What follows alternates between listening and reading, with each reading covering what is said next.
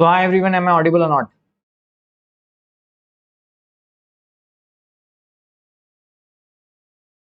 Perfect है।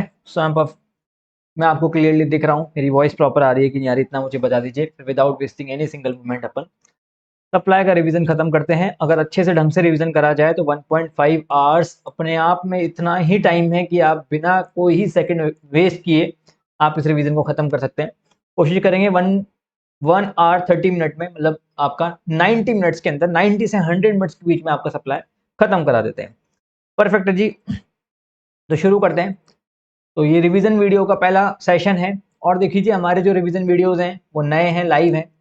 तो जितने भी फ्यूचर में रिकॉर्ड लोग देखेंगे ये मई 24 में ही रिकॉर्ड किए गए हैं, मई 24 अटेम्प्ट के लिए और नवंबर 24 के लिए। और एक दो जैसे रिवीजन वीडियो रहेंगे, जैसे आईटीसी का है उसमें कोई चेंजेस नहीं है तो मैं उन्हीं का थंबनेल चेंज कर दूंगा। बाकी सप्लाई में काफ़ी सर्कुलर्स ऐड हुए हैं, नई चीज़ें ऐड हुई हैं, ऑनलाइन गेमिंग वगैरह का भी काफ़ी चीज़ नई आई है, तो उसका नया ही रिकॉर्ड किया है हमने, ऐसा कुछ नहीं है। ठीक है, शुरू करते हैं कहानी को without wasting any single moment. तो पहला चैप्टर है आपका जीएसटी में, वो उसका भी इतना वेटेज रहा नहीं। तो अब इनडायरेक्टली रिवीजन अपन सप्लाई से ही शुरू करते हैं। ठीक है, सप्लाई चैप्टर जो है वो क्या बोलता है, ध्यान से सुनिएगा। पहले स्टार्ट करने से पहले सभी लोग एक बार वीडियो को जरूर लाइक कर देना। ठीक है, तो बोलते हैं ना कि पूजा करने से पहले तिलक लगाते हैं, तो वैसा ही सीन रहता है। इससे क्या होता है, यूट्यूब का एल्गोरिथम ऐसा होता है कि ऑटोमेटिकली शेयर हो जाता है। चलिए, थैंक्स अ लॉट, शुरू करते हैं। केस क्या है, सप्लाई क्यों पढ़ रहे हैं हम जीएसटी के अंदर सप्लाई, तो सप्लाई ही बताएगा कि जीएसटी लगना चाहिए कि नहीं लगना चाहिए। जीएसटी लगेगा नहीं है वो चीज कौन बताएगा, सप्लाई बताएगा। जैसे प्लेस ऑफ सप्लाई बताता है कब जीएसटी लगना चाहिए, टाइम ऑफ सप्लाई बताता है कि किस टाइम पे जीएसटी लगना चाहिए, वैल्यू ऑफ सप्लाई क्या बताता है किस वैल्यू पे जीएसटी लगना चाहिए। इसी तरीके से खाली सप्लाई क्या बताएगा कि जीएसटी लगेगा कि नहीं लगेगा। ठीक है जी, अब सप्लाई चैप्टर के अंदर गुड्स और सर्विसेज की डेफिनेशन आपको देखने को मिलेगी। गुड्स का मतलब क्या बोलता है, every kind of movable property other than money and securities. कोई भी मूवेबल चीज जैसे पेन है, ये वाटर बॉटल है, ये सब मूवेबल है, इसको हम गुड्स मानते हैं। ऐसा आपको याद नहीं करनी है, बस जस्ट समझनी है। और मनी एंड सिक्योरिटीज क्या है, गुड्स के अंदर काउंट नहीं करते। मनी एंड सिक्योरिटीज को ना तो गुड्स में काउंट करते हैं, ना ही हम सर्विसेज के अंदर काउंट करते हैं। मनी एंड सिक्योरिटीज को हमने जीएसटी से बाहर रखा गया है। बट गुड्स के अंदर हमने बोला है goods include actionable claim, growing crops, grass and things attached to or forming part of the land which are agreed to be served before supply और under a contract of supply, ऐसा लिखा हुआ है। समझना मेरी बात। गुड्स की definition के अंदर एक्शनेबल क्लेम को हम जोड़ते हैं, क्योंकि एक्शनेबल क्लेम जीएसटी से पहले, देखो जीएसटी से पहले जो अपना टैक्स चलता था वैट वगैरह, उसके अंदर भी लॉटरी बैटिंग और गैम्बलिंग पे टैक्स लगता था। ठीक है, लॉटरी बैटिंग और गैम्बलिंग पे टैक्स लगता था, जो कि गवर्नमेंट को जीएसटी में भी लगाना था लॉटरी बैटिंग और गैम्बलिंग पे। अब टैक्स लगाना तो सिर्फ और सिर्फ लॉटरी बैटिंग और गैम्बलिंग पे ही, बट गुड्स के डेफिनेशन में इन्होंने पूरा का पूरा एक्शनेबल क्लेम ही डाल दिया। एक्शनेबल क्लेम का बेसिक मतलब क्या होता है, एक्शनेबल क्लेम का मतलब ये होता है कि आपका कोई भी ऐसा एक्शन जिससे आप फ्यूचर में कोई क्लेम लेने का राइट रखते हो, हक रखते हो। तो इन्होंने क्या किया, अब सपोज करो लॉटरी बैटिंग और गैम्बलिंग के अलावा 3 आइटम और जोड़ने हो, 4 आइटम और जोड़ने हो, तो इसका मतलब इन्होंने गुड्स की डेफिनेशन में एक्शनेबल क्लेम वर्ड रखा, लॉटरी बैटिंग गैम्बलिंग नहीं रखा। टैक्स लगाना लॉटरी बैटिंग गैम्बलिंग पे था, पर लॉटरी बैटिंग और गैम्बलिंग एक्शनेबल क्लेम होते हैं। एक्शनेबल क्लेम तो ऐसे बहुत तरह की चीजें होती हैं, जैसे इंश्योरेंस भी एक्शनेबल क्लेम है। आपका कोई भी ऐसा एक्शन जिससे आपको फ्यूचर में किसी क्लेम लेने का राइट मिले, आग लगेगी तो आपको इंश्योरेंस का क्लेम मिलेगा, अदरवाइज नहीं मिलेगा। ठीक है, लॉटरी में टिकट लगेगा तभी आपको पैसा मिलेगा, अदरवाइज नहीं मिलेगा। तो इन्होंने क्या किया, गुड्स की डेफिनेशन जिससे चेंज ना हो, इसलिए पूरा का पूरा एक्शनेबल क्लेम तो एक बार गुड्स में रख दिया। बाद में जाके आप नेगेटिव लिस्ट में देखोगे तो नेगेटिव लिस्ट के अंदर इन्होंने क्या किया है, ऐसा बोला है कि कुछ स्पेसिफाइड एक्शनेबल क्लेम ही है जिन पे जीएसटी लगता है, बाकी सब जीएसटी से बाहर है। अब पहले लॉटरी बैटिंग और गैम्बलिंग था, अब इन्होंने कुछ नई चीजें और ऐड कर दी हैं एक्शनेबल क्लेम के अंदर, वो हम देखेंगे। जैसे अब की बार इन्होंने ऑनलाइन गेमिंग ऐड कर दिया है। वो आता है ना कि विंजो खेलो, ठीक है, कई इंस्टाग्राम पे इन्फ्लुएंसर होते हैं जिनके 5-5 10-10 मिलियन फॉलोअर होते हैं और वो विंजो के ऐड कर रहे हैं भैया। ठीक है, तो इस तरह का क्या हो गया, वो एक्शन वो ऑनलाइन गेमिंग में आ गया। दूसरा हॉर्स रेसिंग, कसिनो, ये सब किस में डाल दिया, अभी एक्शनेबल क्लेम में डाल दिया, जो कि हम शेड्यूल 3 के अंदर देखेंगे। ठीक है जी, आगे से देखते हैं। Growing crops, grass and things attached to or forming part of the land which are agreed to be served before supply or under a contract of supply. तो इन्होंने क्या बोला, growing crops, grass and things attach to or forming part of the land which are agreed to be sub before supplier under a contract of supply. Suppose करो कि कोई crop है, वो अभी खेत में लगी हुई है, पर उसका डील पहले ही हो गया, ठीक है, मतलब अभी तक मूवेबल नहीं है, वो जमीन से जुड़ी हुई है, पर उसकी पहले, जैसे पार्ले जी क्या करता है, पार्ले कंपनी खेत की खेत एक साथ खरीद लेती है, गेहूं के चावल एक साथ खरीद लेते हैं, तो हम उसके केस में क्या करते हैं, इनको इसको भी गुड्स मान लिया, जिसकी डीलिंग पहले हो जाए, तो ऐसा सच कोई काम करनी है, इसका कोई क्वेश्चन में रेलिवेंस भी नहीं मिलेगा। आपको इतना ध्यान में रखना है, गुड्स का मतलब कोई भी movable property, money and securities GST से बाहर है, गुड्स भी से भी बाहर है, सर्विस से भी बाहर है, और एक्शनेबल क्लेम को इन्होंने गुड्स में डाला है, क्योंकि कुछ एक्शनेबल क्लेम पे टैक्स लगाना था, जैसे लॉटरी, बेटिंग, गैम्बलिंग, और अभी की बार जो अमेंडमेंट में आए ऑनलाइन मनी, गेमिंग एप्स और कसिनो वगैरह, हॉर्स रेसिंग, इन सबको भी डाल दिया। सर्विसेज का मतलब क्या है? अरे आप ये प्लीज लाइव चैट में जो पैसे भेज रहे हैं बच्चे की, आपका क्लियर हो गया 500 रुपीज, 1000 रुपए जो भी भेज रहे हैं, ये मत भेजिए। आप 1 रुपए भेजेंगे तो भी मेरे को, मैं एक्सेप्ट करूंगा, मुझे अच्छा लगेगा, ठीक है। आगे आगे देखिए, सर्विसेज के उसमें आते हैं।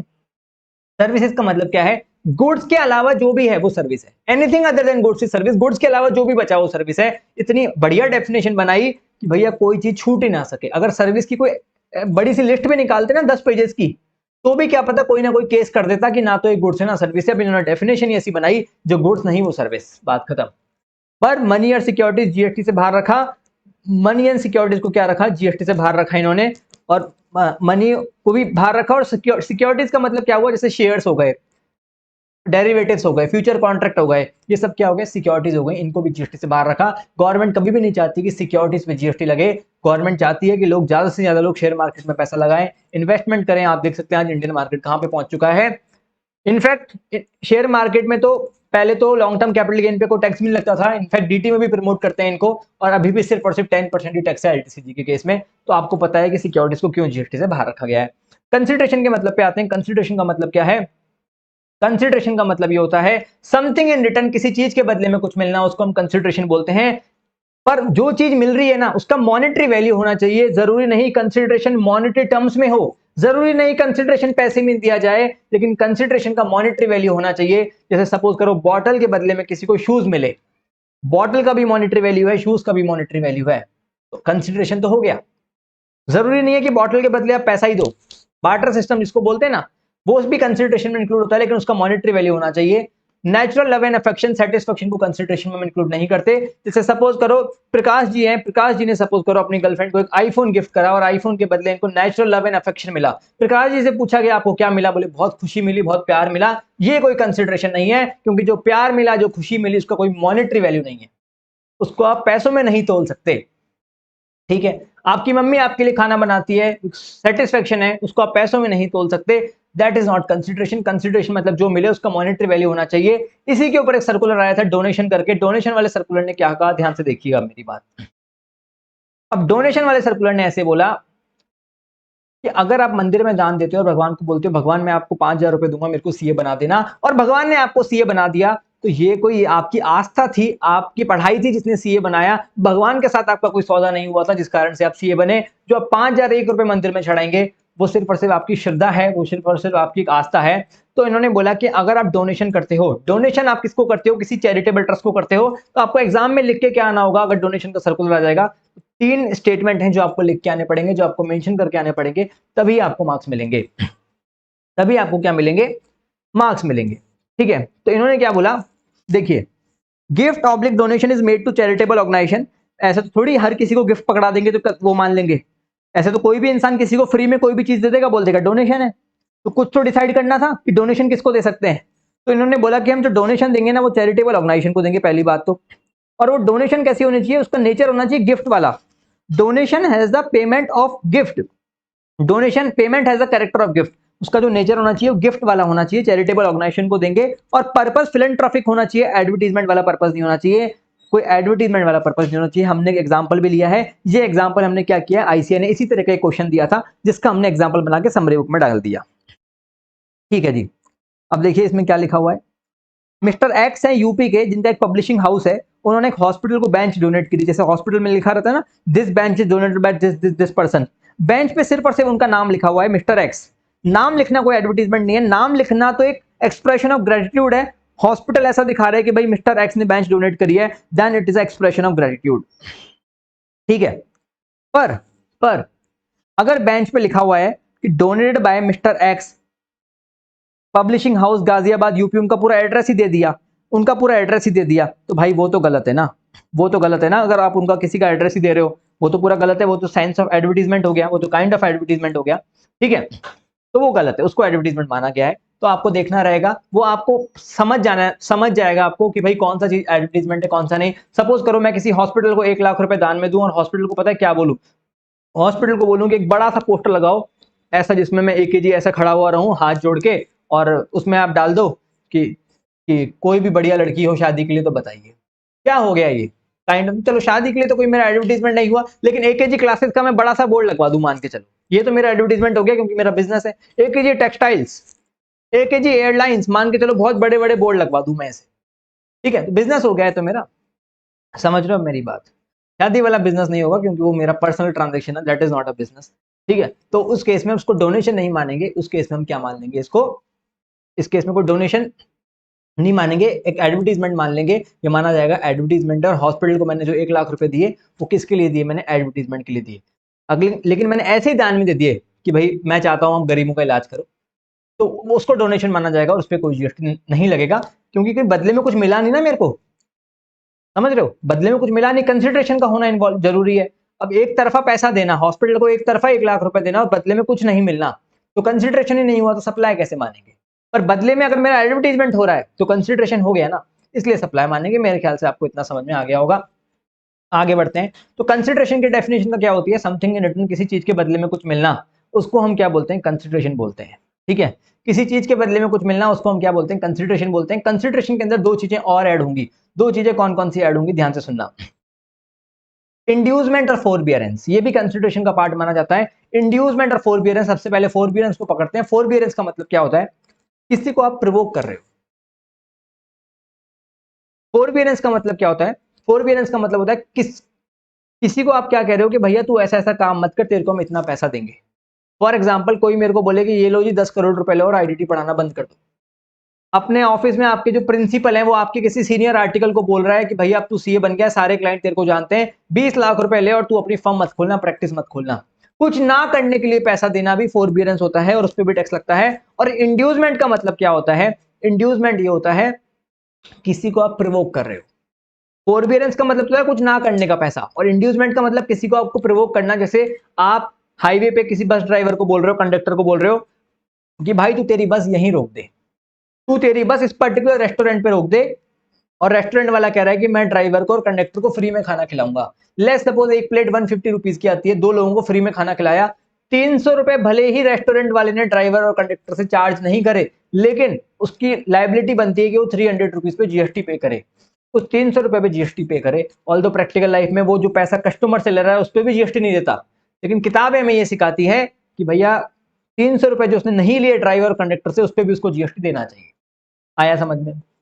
तो कंसिडरेशन का मतलब क्या हुआ, समथिंग इन रिटर्न जिसका कोई मॉनेटरी वैल्यू होना चाहिए। और फोरबियरेंस और इंड्यूसमेंट को भी कंसिडरेशन का पार्ट माना गया है। आगे आता है कंसिडरेशन के अंदर हम कोई सब्सिडी इंक्लूड नहीं करेंगे जो सेंट्रल गवर्नमेंट या स्टेट गवर्नमेंट से मिलेगी। फॉर एग्जाम्पल के तौर पे लेके चलते हैं, जैसे मान के चलो कि मयंक गुप्ता जी हैं जी।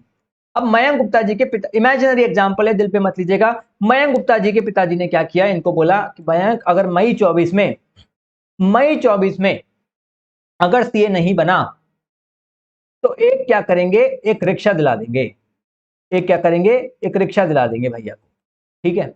अब मयंक सोचने लगा हुआ है कि अगर मेरे को रिक्शा दिलाया, अगर मैं CA नहीं बना, तो मान के चलिए, इमेजिन करते हैं 1 मिनट के लिए कि इन केस मान के चलो कुछ गड़बड़ हो गई, मयंक ने पढ़ाई नहीं करी और मयंक को अब रिक्शा लेने की नौबत आ गई।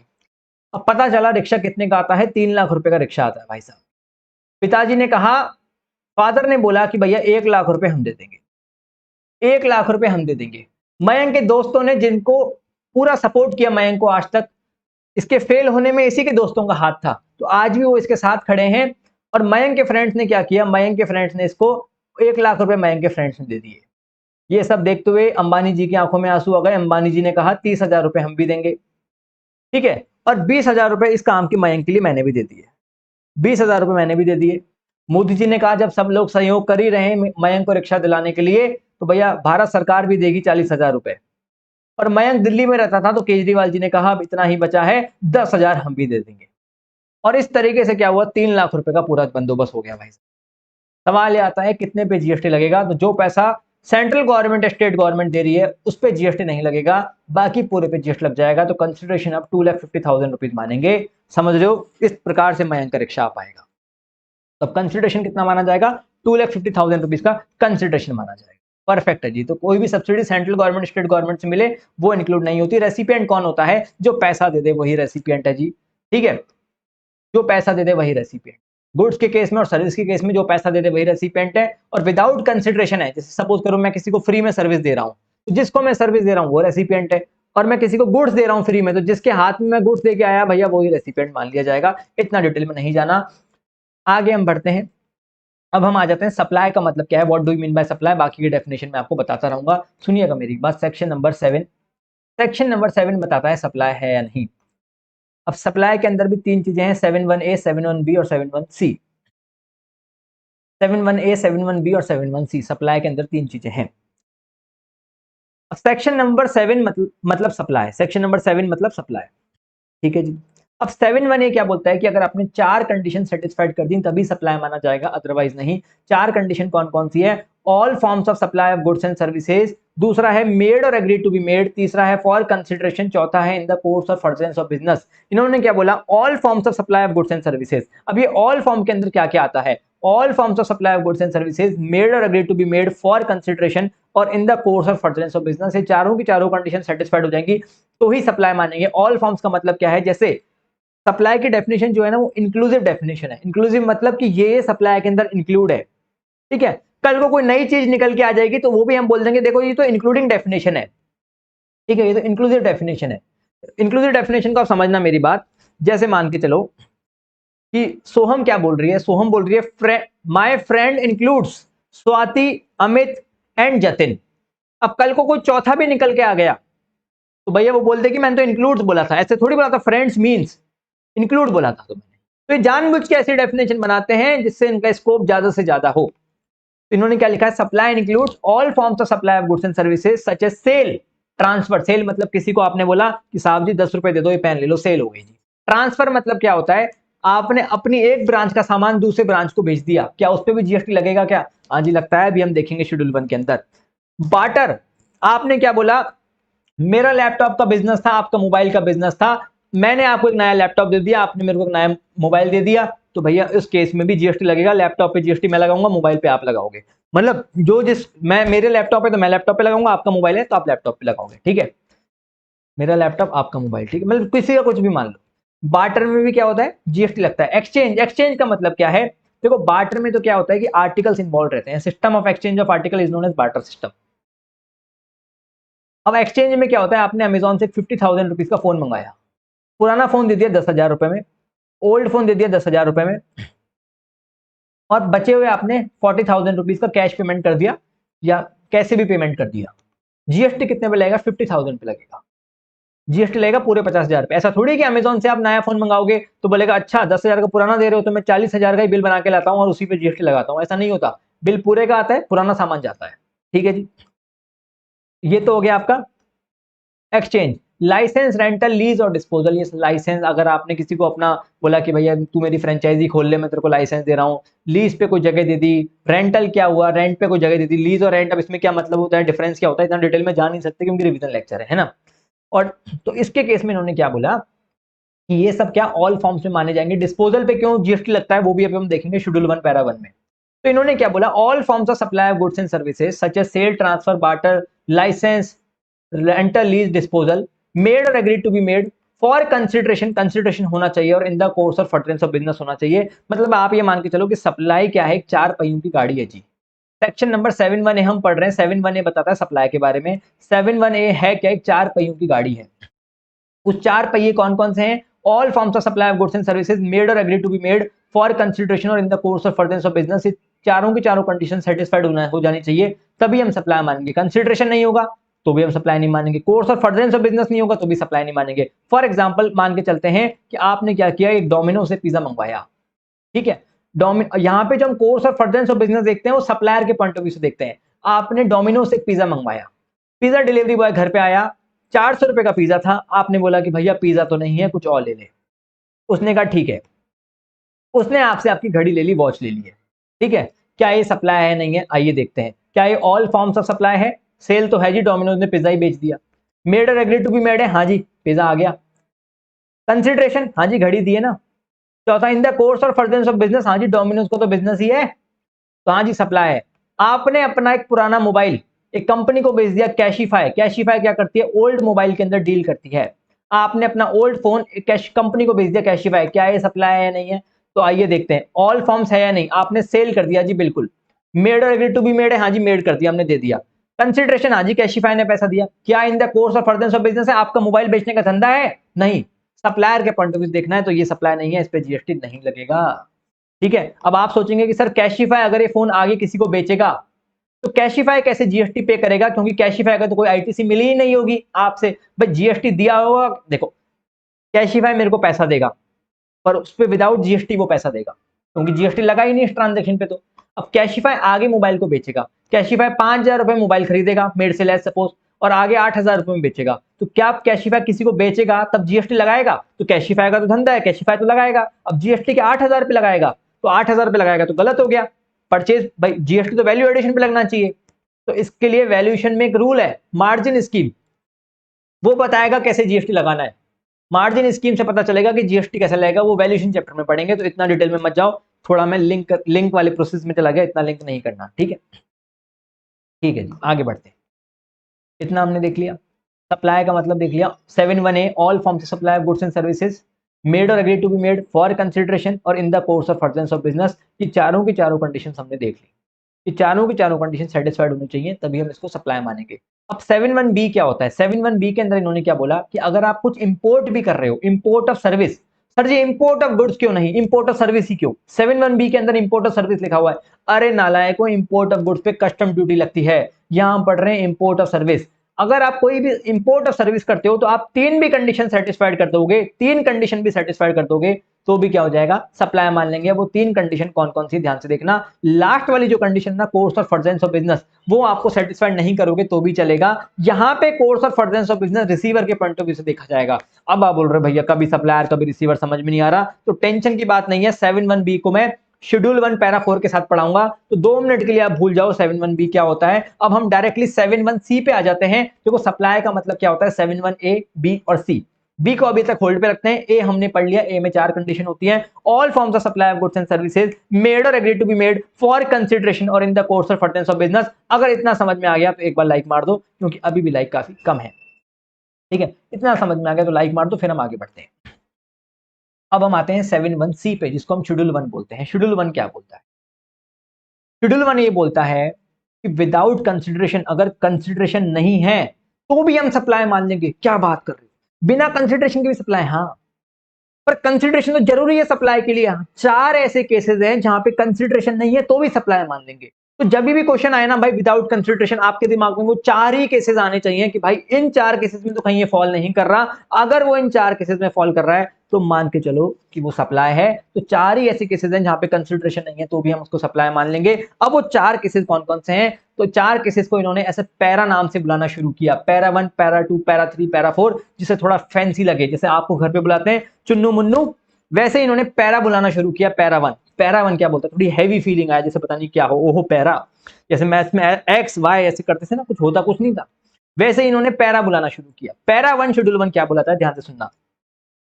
परमानेंट ट्रांसफर और disposal of business asset where ITC has been availed on such asset. हुआ क्या, समझना मेरी बात। मृदुल शर्मा क्या कह रहा है?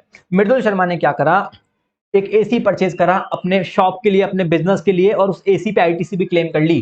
भाई गवर्नमेंट आईटीसी दे देती है, अगर आप बिजनेस के लिए कोई भी चीज खरीदते हो तो गवर्नमेंट ने क्या करा, इसको आईटीसी दे दी, इसने आईटीसी क्लेम कर ली। इसके बिजनेस के अंदर क्या हुआ, एक मोहतरमा आई इसकी दुकान में और उन्होंने कहा कि भैया, मैं क्या नाम था, कि ये एसी तो बहुत अच्छा लग रहा है, ये एसी तो क्या लग रहा है। मृदुल को क्या बोला, भैया मृदुल ये एसी तो बहुत अच्छा लग रहा है। तो मृदुल ने कहा मैडम आप ले जाइए। भैया मृदुल नहीं बोला, ऐसे बोला मृदुल जी ये एसी तो बहुत अच्छा लग रहा है। तो मृदुल ने कहा मैडम आप इस एसी को ले जाइए, और बोला छोटू ये एसी मैडम के घर लगवा दे। अमित शाह जी क्या कह रहे हैं, अरे ओ भैया सफेद शर्ट, क्या मजाक चल रहा है क्या? तुमको हमने आईटीसी दिया, इसलिए दिया कि तुम एसी को बिजनेस में काम में लो, अपना व्यापार बढ़ाओ। तुम मैडम को एसी फ्री में दे दिए, तो आईटीसी कैसे क्लेम करे? तो अब अमित शाह जी क्या कह रहे हैं, गवर्नमेंट क्या कह रही है, गवर्नमेंट ऐसे कह रही है, जीएसटी डिपार्टमेंट क्या कह रहा है कि भैया ये जो आईटीसी मृदुल ने क्लेम करी ना, ये वापस से लेंगे हम मृदुल से। अब हम ये आईटीसी कैसे लेंगे, मृदुल से हम वापस से लेंगे, ठीक है, मृदुल से वापस से लेंगे। सवाल ये आता है कि गवर्नमेंट टैक्स लेना चाहती है वापस से, अब टैक्स तो लगता है कंसिडरेशन होगा तभी तो टैक्स लगेगा। मृदुल तो कह रहा है ये तो विदाउट कंसिडरेशन सप्लाई किया है मैंने, टैक्स कैसे ले लोगे आप वापस? टैक्स तो तभी लगता है जब कंसिडरेशन होगा। तो गवर्नमेंट कह रही भैया हमारे घर का लॉ है। तो गवर्नमेंट ने शेड्यूल 1 पैरा 1 में क्या डाल दिया कि अगर आपने कोई भी एसेट परमानेंटली ट्रांसफर कर दिया, डिस्पोज कर दिया, जला दिया, आग में फेंक दिया, चैरिटी में दान दे दिया, एनजीओ को दे दिया, किसी लड़की को दे दिया, कुछ भी कर दिया आपने, पर उस पर आईटीसी क्लेम कर ली, तो आईटीसी क्लेम कर ली मतलब आप डीम्ड प्रॉमिस कर चुके कि आपको इसको बिजनेस में ही काम में लेना चाहिए था। पर आप तो क्या कर रहे हो, अब आपको समझ में आया डिस्पोजल को भी क्यों लिया हमने? वहां पे हमने पढ़ा था ऑल फॉर्म्स में लास्ट पार्ट डिस्पोजल, डिस्पोजल पे भी जीएसटी लगता है, इसलिए लगता है डिस्पोजल पे भी जीएसटी। परमानेंट ट्रांसफर और disposal of business asset where ITC has been availed of such asset, तो आईटीसी रिवर्स करो। अच्छा चलो थोड़ा सा आईटीसी के साथ लिंक करते हैं इसको। मान के चलना मृदुल क्या कह रहा है जी, हमने एसी परचेज किया था 1,00,000 रुपीज में, लेट्स सपोज, जिसपे मृदुल ने 28,000 रुपीज की आईटीसी क्लेम कर ली थी जी। अब गवर्नमेंट कह रही है मृदुल को कि भाई तूने फ्री में एक लड़की को फ्रिज दे दिया, तो तू ये आईटीसी का पैसा हमको वापस दे। मृदुल कह रहा है चलो जी फ्री में नहीं करते हैं, मैंने उस मोहतरमा को 100 रुपए में एसी दे दिया, विदाउट कंसिडरेशन नहीं है, अभी तो कंसिडरेशन इन्वॉल्व है 100 रुपए, तो 100 रुपए पे 28 रुपए का जीएसटी बनता है, लाओ जी मैं आपको 28 रुपए देता हूं। तो गवर्नमेंट बोले कि भैया हम तेरे को हम ही पागल मिले। तो गवर्नमेंट ने क्या रूल बनाया, सेल ऑफ कैपिटल एसेट पे अगर आपने कोई एसेट बेची, जितना आपने आईटीसी अवेल किया उसको रिवर्स करो प्रोपोर्शनेटली। अब कैसे प्रोपोर्शनेटली रिवर्स करना है वो आईटीसी में देखेंगे। तो ITC reversal or GST on sale value, देखो रिवर्स करो और जितना जीएसटी जितने में आपने बेचा विद कंसिडरेशन बेचा, तो GST on sale value, ITC reversal or GST on sale value whichever is higher, दोनों में से जो भी ज्यादा होगा ना भैया मृदुल, उस पर टैक्स लेंगे। ये नेता मत बनो कि लाओ जी 1,00,000 का एसी 100 रुपए में बेच दिया, अब कर लो क्या करोगे, अब तो विदाउट कंसिडरेशन नहीं है, ठीक है। तो वहां पे अपन पढ़ेंगे इसको, ठीक है, ड्रिल में नहीं जाना ज्यादा, फिर भी मैंने एक चार्ट बना दिया। ये बुक अपने आप में कंप्लीट एंड सफिशिएंट बुक है, इसको आप कर लो, मोर देन सफिशिएंट है। वैसे आई एम मतलब forever grateful to you guys. आज मैं क्लास वाले बच्चों को भी दिखा रहा था, जो अभी हमारा फास्ट ट्रैक बैच चल रहा है, किसी को लेना है तो डिस्क्रिप्शन बॉक्स में लिंक है, ले सकते हो आप, मैं सब कुछ ही कवर्ड है। I am for ever grateful कि मैं दिखा रहा था कि भाई हमने 5,000 बच्चे पढ़ा दिए हैं, तो उसके अंदर डेटा दिख रहा था, तो अच्छा लगा। और बुक्स का हमारा स्टॉक था, 5,000 किताबें छपवाई थी, पहले 2,000 फिर 3,000 खत्म, तो अभी और प्रोसेस चल रहा है। तो मेरे को लगता है कि यार एक छोटा सा चैनल है, छोटे से टेलीग्राम में बच्चे हैं, 11,500-300 लोग इंक्लूडेड है मेरे टेलीग्राम चैनल में, उसमें से 5,000 बच्चे क्लास में पढ़ रहे हैं, तो ऐसा लगता है कि 50% कन्वर्जन रेट शायद ही किसी का हो, और ज्यादा एडवर्टीजमेंट वगैरह भी नहीं होता, but all credit goes to you guys. तो thank you so much for recommending to others, वरना मेरे को तो थोड़ा सा अजीब ही लगता है ये चीज कि इतना कैसे लोग आ रहे हैं, इतना कैसे बच्चे देख रहे हैं, इतने कैसे क्लासेस ले रहे हैं, but grateful to you only. वो आज ही हुआ इंसिडेंस, इसलिए मैंने शेयर किया आप लोगों के साथ। सुनिए मेरी बात, ध्यान से सुनिए।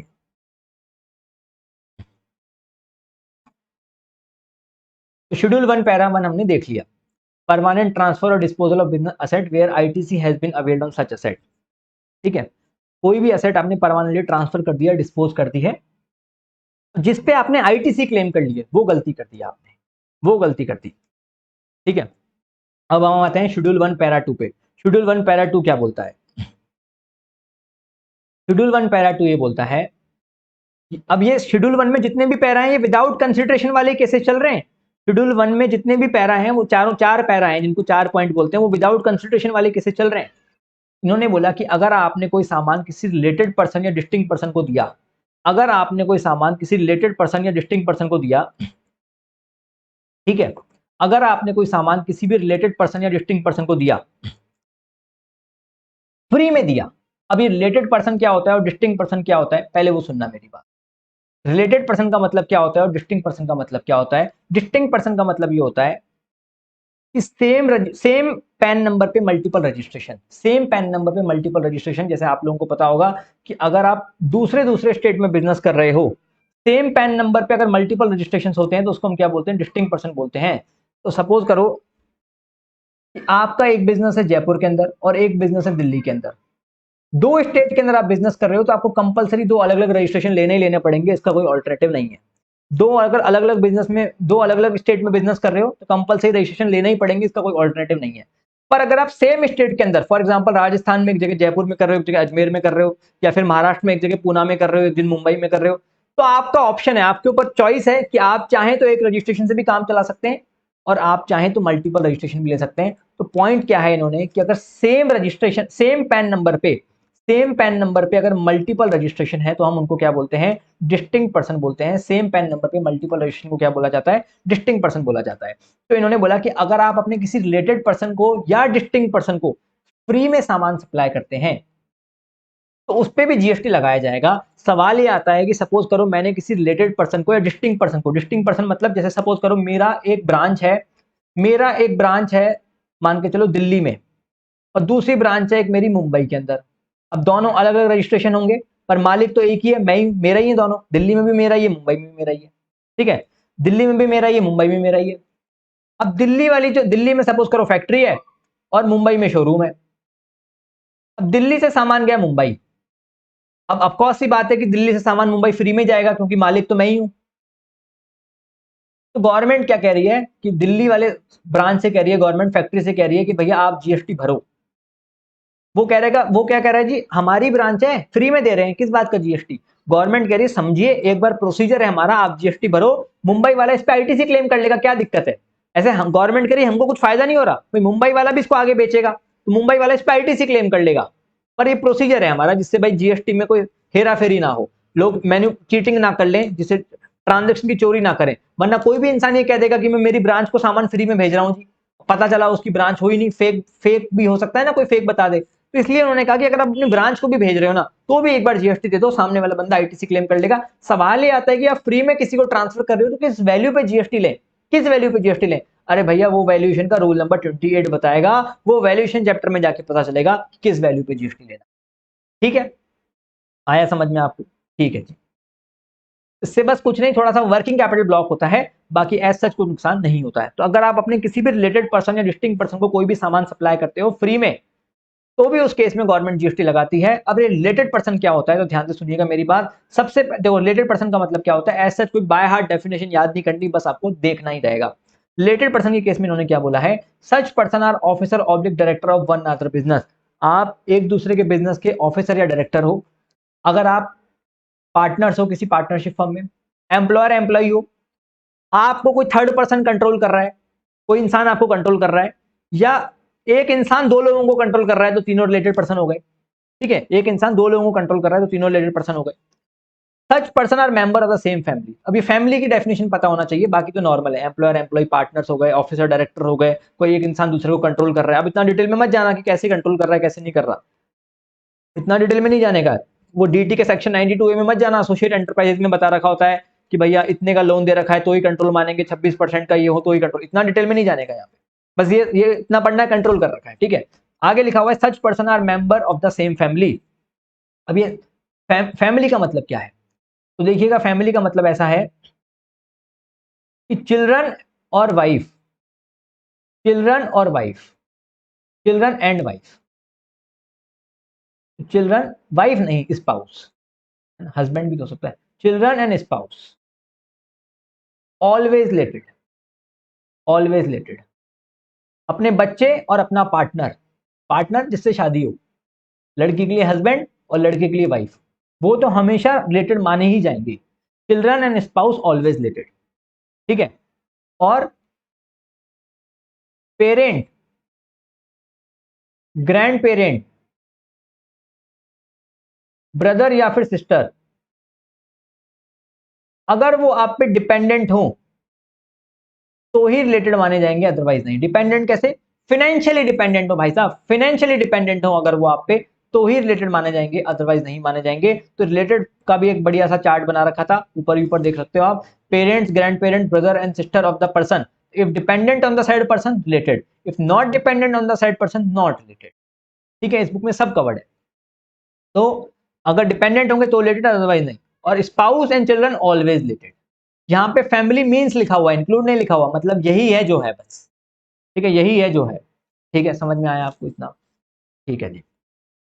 तो अगर आप किसी रिलेटेड पर्सन को फ्री में कोई सामान देते हो, जैसे सपोज करो कि, या डिस्टिंक्ट पर्सन को, जैसे मान के चलो मेरी मेरी दिल्ली में एक शोरूम है, मुंबई में आउटलेट है। शोरूम से फैक्ट्री से सामान गया आउटलेट में, दिल्ली से मुंबई गया, दिल्ली में फैक्ट्री है, मुंबई में आउटलेट है, फैक्ट्री से सामान गया शोरूम में, फ्री में गया, जीएसटी लग जाएगा। ठीक है, कोई दिक्कत नहीं, क्योंकि डिस्टिंक्ट पर्सन हो गया। लेकिन सपोज करो कि मैंने ऐसे ही रास्ते चलते किसी को सामान फ्री में दे दिया। ठीक है, मैंने ऐसे ही रास्ते चलते किसी को सामान फ्री में दे दिया, जैसे मान के चलो कि अमित था। अब अमित की एंगेजमेंट हो गई। अमित का किसका बिजनेस है? अमित का बिजनेस है मोबाइल का। अमित का किसका बिजनेस है? मोबाइल का बिजनेस है। अमित की एंगेजमेंट हो गई, और जिसके साथ एंगेजमेंट हुई ना, मान के चलो अमिता के साथ इसकी क्या हुई? एंगेजमेंट हुई। अब इसने एंगेजमेंट के बाद एक मोबाइल गिफ्ट कर दिया। अब अभी तक तो ये अमिता कौन है? अनरिलेटेड पर्सन ही है, तब तो भैया कोई सप्लाई नहीं माना जाएगा, नो जीएसटी। पर अगर शादी के बाद गिफ्ट करा तो इसको सप्लाई मान लिया जाएगा, और इस वाले ट्रांजेक्शन पे जीएसटी देना पड़ेगा। इस वाले ट्रांजेक्शन पे जीएसटी देना पड़ेगा। अच्छा, एक बात और बताओ, जैसे मान के चलो अमित ने क्या करा, शादी से पहले ही अमिता को क्या करा, शादी से पहले ही अमिता को एक मोबाइल फोन गिफ्ट कर दिया, अमित की मोबाइल की दुकान है, तो इस पे जीएसटी भी नहीं लगेगा, और अमित ने जो मोबाइल फोन परचेज किया होगा कहीं से, उस पे आईटीसी भी नहीं मिलेगी अमित को। पर अगर शादी के बाद अमित ने क्या किया, गिफ्ट करा अमिता को, शादी के बाद गिफ्ट करा, तो भाई इस पे जीएसटी भी लग जाएगा, और इस पे अमित को फिर आईटीसी भी मिल जाएगी। जीएसटी किस वैल्यू पे लगेगा, वो वैल्यूएशन रूल बताएगा। ठीक है, ठीक है, आगे बढ़ते हैं। देखो, मैं यहाँ पे ये मानते हुए रिवीजन करवा रहा हूँ कि आपको बाकी चैप्टर्स का भी थोड़ा बहुत नॉलेज है, इसलिए हल्का फुल्का लिंकेज कर रहा हूँ। मन तो काफी ज्यादा का है, लेकिन अभी समय का भी अभाव है, और ज्यादा लिंकेज कर भी नहीं सकते, वरना आप लोग सोचोगे समझ नहीं आ रहा है। ठीक है, चलिए जी, इतना बहुत है। क्लियर हुआ है? नहीं हुआ? कोई दिक्कत? कोई दिक्कत नहीं है। तो अभी तक हमने शेड्यूल वन, पैरा वन देख लिया। पैरा वन क्या बोलता था? परमानेंट ट्रांसफर और disposal of business asset on which ITC has been claim. Schedule one. Para two क्या बोलता था? कि अगर आप किसी भी रिलेटेड पर्सन या डिस्टिंक्ट पर्सन को कोई भी सामान फ्री में दे रहे हो, ठीक है, तो भी उस पर जीएसटी लग जाता है।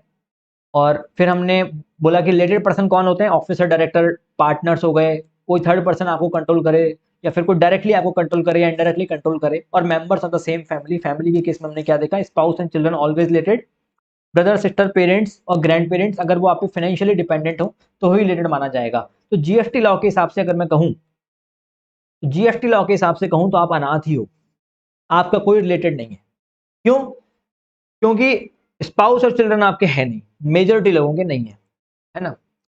और पेरेंट्स, ग्रैंड पेरेंट, ब्रदर या सिस्टर आपके फाइनेंशियली डिपेंडेंट है, तो इनके हिसाब से आपका आपका कोई रिलेटेड नहीं है। ठीक है जी, इतना आपको समझ में आ गया। अब हम आगे बढ़ते हैं। एम्प्लॉयर एम्प्लॉय वाला केस। एम्प्लॉयर एम्प्लॉय भी रिलेटेड पर्सन माने जाते हैं। अगर कोई भी एम्प्लॉयर अपने एम्प्लॉय को अगर कोई भी एम्प्लॉयर अपने एम्प्लॉय को क्या करता है? गिफ्ट देता है। एम्प्लॉयर अपने एम्प्लॉय को गिफ्ट देता है, तो 50,000 रुपए तक का अगर गिफ्ट देता है साल भर में, ठीक है, अगर कोई भी एम्प्लॉयर अपने एम्प्लॉय को क्या करता है? गिफ्ट देता है, 50,000 रुपए का गिफ्ट देता है पर एम्प्लॉय साल भर में, तब तो कोई दिक्कत नहीं है। और अगर 50,000 रुपए से ऊपर देता है, 50,000 रुपीज से ऊपर देता है गिफ्ट, तो क्या होगा? उस केस में पूरे, जैसे 51,000 का गिफ्ट दे दिया एम्प्लॉयर ने एम्प्लॉय को, तो पूरे 51,000 रुपीज पे जीएसटी लगाना पड़ेगा। लेकिन गिफ्ट का मतलब क्या होता है? गिफ्ट का मतलब ये होता है कि वो जो चीज एम्प्लॉयर ने एम्प्लॉय को दी है, गिफ्ट का मतलब क्या होता है? जो चीज जो एम्प्लॉयर ने एम्प्लॉय को दी है, वो ऑलरेडी कॉन्ट्रैक्ट का पार्ट नहीं होना चाहिए, उनका ऑलरेडी कॉन्ट्रैक्ट का पार्ट नहीं होना चाहिए। जैसे सपोज करो, गिफ्ट क्या होता है? कि जो हमको अचानक से मिले और खुशी हो, जैसे होली दिवाली मिल गया, या कोई गिफ्ट कार्ड मिल गया हमें, वो गिफ्ट होता है। अब ऑलरेडी आपके उसमें लिखा हुआ है कि जैसे आपको इंसेंटिव मिलेगा अगर आपने इतनी सेल कर दी, तो incentive is not a gift. जो ऑलरेडी आपकी सैलरी का पार्ट है उसको गिफ्ट मत बोलना। गिफ्ट वो होता है जो सैलरी का पार्ट नहीं है। तो अगर 50,000 रुपए तक का गिफ्ट है, तब तो कोई जीएसटी नहीं। 50,000 रुपीज से ऊपर है, तो पूरे के पूरे अमाउंट पे जीएसटी लग जाएगा। ठीक है जी, आगे देखते हैं। शेड्यूल वन पैरा थ्री पे हम आ जाते हैं। शेड्यूल वन पैरा थ्री पे आ जाते हैं। शेड्यूल वन पैरा थ्री क्या बोलता है? शेड्यूल 1 पैरा 3 क्या बोलता है, ध्यान से सुनिएगा। शेड्यूल 1 पैरा 3 प्रिंसिपल एजेंट वाला इंपॉर्टेंट एग्जाम के पॉइंट ऑफ व्यू से। एक केस लेके चल रहा हूँ, 5 मिनट में पूरा समझ में आ जाएगा, ध्यान से समझना, रिवीजन है, वैसे भी ज्यादा टाइम नहीं है। सपोज करो एक पर्सन है, जो अपन ने क्लास में एग्जांपल लिया था वो ले लेते हैं, जेठालाल करके एक पर्सन है जो प्रिंसिपल है, उसका एक एजेंट है बागा। जेठालाल करके एक पर्सन है जो कि प्रिंसिपल है, उसका एक एजेंट है बागा। और जेठालाल ने क्या करा, लेट्स सपोज 1 नवंबर को, 1 नवंबर को जेठालाल ने बागा को बोला कि बागा सुन, मैं तेरे को 10,000 मोबाइल फोन दे रहा हूं, 10,000 मोबाइल फोन मैं तेरे को दे रहा हूं, तू इनको बिकवा दे। 1 नवंबर को जेठालाल ने बागा को बोला कि मैं तेरे को 10,000 मोबाइल फोन दे रहा हूं, तू इनको बिकवा दे। तो जाहिर सी बात है कि जेठालाल ने बागा से कोई पैसे तो लिए नहीं होंगे, बागा के पास पैसे भी खाए होंगे, वो तो बागा बेचेगा, तो जो पैसा आएगा फिर बेचेंगे, फिर दे देगा जेठालाल को। तो बागा ने क्या करा, लेट्स सपोज 10 नवंबर को एक कस्टमर ढूंढा, 10 नवंबर को कस्टमर ढूंढा, मान के चलो कस्टमर का नाम है जी बावरी, नाम है कस्टमर। बागा ने क्या करा, 10 नवंबर को कस्टमर ढूंढा जिसका नाम बावरी था, और बागा ने क्या करा, बावरी को बोला कि ये सामान सेठ जी का है, प्रिंसिपल जी का है, जेठालाल जी का है, और बिल बनाया, बिल पे जेठालाल का नाम था, जेठालाल ने अपने साइन किए, काम खत्म। तो ये मुझे बताओ कि भाई अब बावरी ने क्या किया, 10 लाख रुपए दिए और इनवॉइस जेठालाल ने बनाया, जेठालाल के साइन हुए। तो अब ये जो ट्रांजेक्शन है वो जेठालाल और बावरी के बीच मानी जाएगी, प्रिंसिपल और कस्टमर के बीच में मानी जाएगी। ठीक है, ये जो ट्रांजेक्शन है वो प्रिंसिपल और कस्टमर के बीच माना जाएगा, और ये नॉर्मल ट्रांजेक्शन माना जाएगा, जो कि 7(1)(a) के हिसाब से चारों की चारों कंडीशन सेटिस्फाइड हो जाती है, वो वाला ट्रांजेक्शन माना जाएगा। ठीक है, इसमें शेड्यूल 1 का कोई रोल ही नहीं है, विदाउट कंसिडरेशन वाली कोई बात ही नहीं है। इस केस में क्या होगा, जितना भी पैसा प्रिंसिपल को मिला कस्टमर से, उस पर प्रिंसिपल क्या करेगा, जीएसटी भर देगा। और एजेंट को लेट्स सपोज कमीशन मिला, जेठालाल ने बागा को खुशी से 50,000 रुपए का कमीशन दिया, एजेंट को 50,000 रुपीज का कमीशन मिला, तो वो एजेंट का टर्नओवर मान लिया जाएगा 50,000 रुपीज, वो एजेंट का टर्नओवर मान लिया जाएगा। गेटिंग इट और नॉट, क्लियर है नहीं है? ठीक है, अब इसको हल्का सा और डिटेल में जाएं, मतलब वैसे टाइम नहीं है बट कोशिश करते हैं। लेट्स सपोज बावरी ने जेठालाल को 10 लाख रुपीज दिए, जेठालाल ने वो मोबाइल फोन 8 लाख रुपए के खरीदे थे, और जेठालाल ने 50,000 रुपए का कमीशन, 50,000 रुपीज का कमीशन अपने एजेंट को दिया। तो जेठालाल कितने पे जीएसटी देगा, 10 लाख रुपीज का इसका टर्नओवर हुआ, तो 10 लाख रुपीज पे जेठालाल जीएसटी दे देगा। 8 लाख रुपीज की इसके पास आईटीसी पड़ी होगी। ठीक है, अब बागा अगर जीएसटी में रजिस्टर्ड है, तो बागा ने क्या किया होगा, बागा ने 50,000 रुपीज पे जीएसटी दिया होगा एजेंट ने, और इस 50,000 रुपीज का आईटीसी किसको मिल जाएगा, जेठालाल को मिल जाएगा। तो नेट जेठालाल पे कितने का जीएसटी लगेगा, 1.5 लाख रुपीज का वैल्यू एडिशन होता है, इतने पे जीएसटी दे देगा जेठालाल। ठीक है, क्लियर है, सॉर्टेड है। ठीक है, दूसरा केस। अब हुआ क्या कि जो प्रिंसिपल था हमारा, प्रिंसिपल ने सामान दिया एजेंट को, लेट्स सपोज 1 नवंबर को प्रिंसिपल ने सामान दे दिया कि भाई तू ये 10,000 मोबाइल फोन बिकवा दे। ऐसा प्रिंसिपल ने क्या बोला, अपने एजेंट को बोला, ऐसा प्रिंसिपल ने क्या बोला, अपने एजेंट को बोला, और एजेंट ने क्या करा, एक कस्टमर ढूंढा। कस्टमर कब ढूंढा, 10 नवंबर को कस्टमर ढूंढा एजेंट ने। इस वाले केस में कस्टमर कब ढूंढा गया था, इस वाले केस में कस्टमर 10 नवंबर को ढूंढा था, तो सप्लाई भी 10 नवंबर की मानी थी। पहले वाले केस में भाई ये माना गया था कि ट्रांजेक्शन प्रिंसिपल और कस्टमर के बीच में ही है, और जिस दिन कस्टमर मिला, जिस दिन कस्टमर ने पैसे दिए, वही सप्लाई की डेट मानी गई 10 नवंबर। अब इस वाले केस में क्या हुआ, जो बागा है ना, वो कस्टमर को क्या कर रहा है, अपने नाम से इनवॉइस व्यू कर रहा है, जो एजेंट है वो खुद के नाम से इनवॉइस बना के आगे सामान दे रहा है, खुद के नाम से इनवॉइस बना रहा है एजेंट।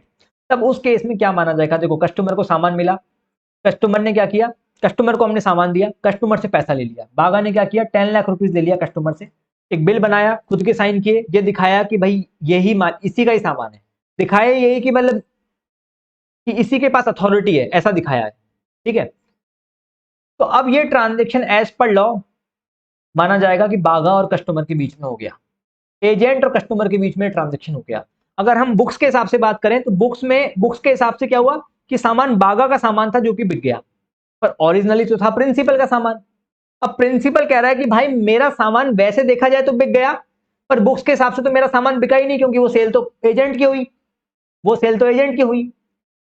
अब भाई इस केस में क्या होगा, बागा को जो कस्टमर से पैसा मिला, एजेंट को जो कस्टमर से पैसा मिला, वो एजेंट के टर्नओवर में काउंट कर लेंगे, एजेंट को जो प्रिंसिपल से कमीशन मिला, वो भी इसके टर्नओवर में काउंट कर लेंगे। पर अब प्रिंसिपल को दिक्कत किस बात से है कि भैया मेरा सामान तो बुक बिका ही नहीं बुक्स में। तो लॉ मेकर ने क्या बोला कि जो सामान आपने 1 नवंबर को इसको फ्री में दिया था ना विदाउट कंसिडरेशन, अब हम उसी को सप्लाई मान लेंगे as per schedule 1 para 3। Without consideration हम इसको सप्लाई मान लेंगे। अब क्या होगा इससे, अगर हम इसको सप्लाई मान लेंगे तो अब इनडायरेक्टली एजेंट ओनर बन जाएगा और एजेंट फिर अपना सामान कस्टमर को दे देगा। ठीक है, समझ में आया। अब सवाल ये आता है कि प्रिंसिपल ने सामान तो बागा को फ्री में दिया था, अब डिपार्टमेंट कह रहा है शेड्यूल 1 पैरा 3 के हिसाब से जीएसटी लगाओ। जीएसटी किस वैल्यू पे लगाएं, तो वो वैल्यूएशन चैप्टर का रूल नंबर 29 बताएगा कि किस वैल्यू पे जीएसटी लगाना है। ठीक है, वो वैल्यूएशन का रूल नंबर 29 बताएगा। ठीक है, लेट्स सपोज रूल नंबर 29 क्या बताता है कि 9 लाख रुपीज पे क्या लगाओ, जीएसटी लगाओ। लेट्स सपोज रूल नंबर 29 क्या बताता है, 9 लाख रुपीज पे जीएसटी लगाओ। और प्रिंसिपल ने ये सामान परचेज किया था 8 लाख रुपीज में और 50,000 रुपए का कमीशन दिया था एजेंट को। अब प्रिंसिपल कितने पे जीएसटी देगा, आप देखना 9 लाख रुपीज वैल्यू निकल के आई एज पर रूल 29 की 9 लाख रुपीज पे प्रिंसिपल को जीएसटी देना है। 8 लाख रुपीज की क्रेडिट मिल जाएगी और 50,000 रुपए का जो खर्चा किया उसकी भी क्रेडिट मिल जाएगी। तो नेट 50,000 रुपए पे जीएसटी दे देगा प्रिंसिपल।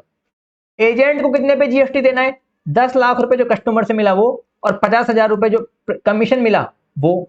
तो 10.5 लाख रुपीज पे एजेंट देगा जीएसटी। और ये वाला जो एजेंट होता है ना, इसको कंपलसरी रजिस्ट्रेशन भी लेना पड़ता है, इसको थ्रेशोल्ड का बेनिफिट नहीं मिलता। ये आप रजिस्ट्रेशन चैप्टर में देखोगे सेक्शन नंबर 24 के अंदर, एक अपने शॉर्ट फॉर्म पढ़ी थी सेनोरिटा सेक्शन नंबर 24 के अंदर। ठीक है, तो जो भी क्लास वाले बच्चों को रिकॉल हो रहा होगा, नहीं आपको आपने नहीं देखा कोई बात नहीं, आप भूल जाओ जो मैं अभी बोला। अब जो एजेंट है उसको 10.5 लाख रुपीज पे जीएसटी देना पड़ा होगा। अब उसकी क्रेडिट कितने मिलेगी एजेंट को, जितने भी प्रिंसिपल ने जीएसटी दिया होगा 9 लाख रुपीज पे, तो 9 लाख रुपीज की क्रेडिट किसको मिल जाएगी, एजेंट को मिल जाएगी। और 1.5 लाख रुपीज पे जीएसटी कौन देगा, एजेंट दे देगा। ठीक है, समझ में आया। एजेंट भी कई तरह के होते हैं, pure agent, sole agent. Sole agent देखो, सोल एजेंट को तो हम रिलेटेड पर्सन ही मानते हैं।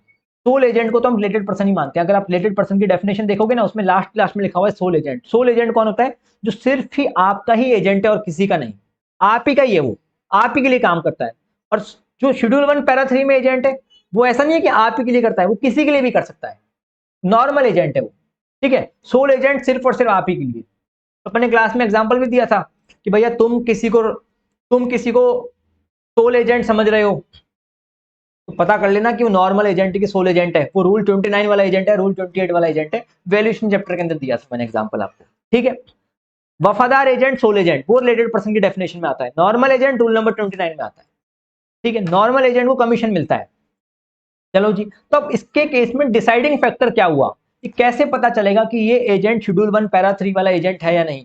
अगर एजेंट खुद के नाम पे इनवॉइस बना के आगे सामान दे रहा है, अगर एजेंट खुद के नाम पे इनवॉइस बना रहा है, तो जो ट्रांजैक्शन प्रिंसिपल और एजेंट के बीच में हुआ, जो सामान प्रिंसिपल ने एजेंट को फ्री में दिया, उसको हम सप्लाई मान लेंगे, क्योंकि एजेंट अब खुद के नाम पे इनवॉइस बना के आगे सामान दे रहा है। तो अगर इनवॉइस प्रिंसिपल एजेंट के नाम पे बन रहा है तो फॉल अंडर शेड्यूल 1 पैरा 3। और अगर इनवॉइस प्रिंसिपल के नाम पे ही बन रहा है तब तो वो नॉर्मल ट्रांजैक्शन हो ही गया ना, उस केस में शेड्यूल 1 पैरा 3 की क्या जरूरत पड़ी। तो ये डिसाइडिंग फैक्टर हो गया। ये क्या हो गया, डिसाइडिंग फैक्टर हो गया। समझ में आया नहीं आया आपको, इतनी चीज क्लियर हुई नहीं हुई। अब इस पे एक सर्कुलर भी था, dial creditor agent. Dial creditor agent का क्या सर्कुलर है, ध्यान से सुनना आप मेरी बात। Dial creditor agent, dial creditor agent का मतलब क्या होता है देखना। डायल क्रेडिटर एजेंट वो होता है जो प्रिंसिपल को बोलता है कि मालिक कस्टमर पैसा दे या नहीं दे, आप उसकी चिंता मत करो, पैसा मैं आपको दूंगा। अगर कस्टमर कल को पैसा देने से मुकर भी जाए ना, तो बैड डेट की जिम्मेदारी मेरी होगी, बैड डेट की जिम्मेदारी मेरी होगी। उसको बोलते हैं हम dial creditor agent.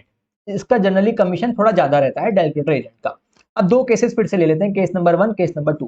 Case number 1 क्या है, केस नंबर 1 यह है कि प्रिंसिपल ने सामान दिया एजेंट को और एजेंट ने सामान दिया कस्टमर को। और केस समझाने से पहले मैं आपको एक एंट्री याद दिला देता हूं जो एग्जामिनेशन चैप्टर के अंदर आती है। अगर आपने एग्जामिनेशन चैप्टर नहीं पढ़ा तो इसको 1 मिनट के लिए याद रख लीजिए कि interest on loans and advances, interest on loans and advances, ये जीएसटी के हिसाब से एग्जामिनेशन चैप्टर के अंदर एग्जम्प्ट है कि अगर आप कोई बैंक में पैसा जमा कराते हो, उसका कोई आपको इंटरेस्ट वगैरह मिलता है, या आप बैंक से लोन लेते हो और अगर आप इंटरेस्ट वगैरह देते हो तो उस पर कोई जीएसटी नहीं लगता। ठीक है, ठीक है जी।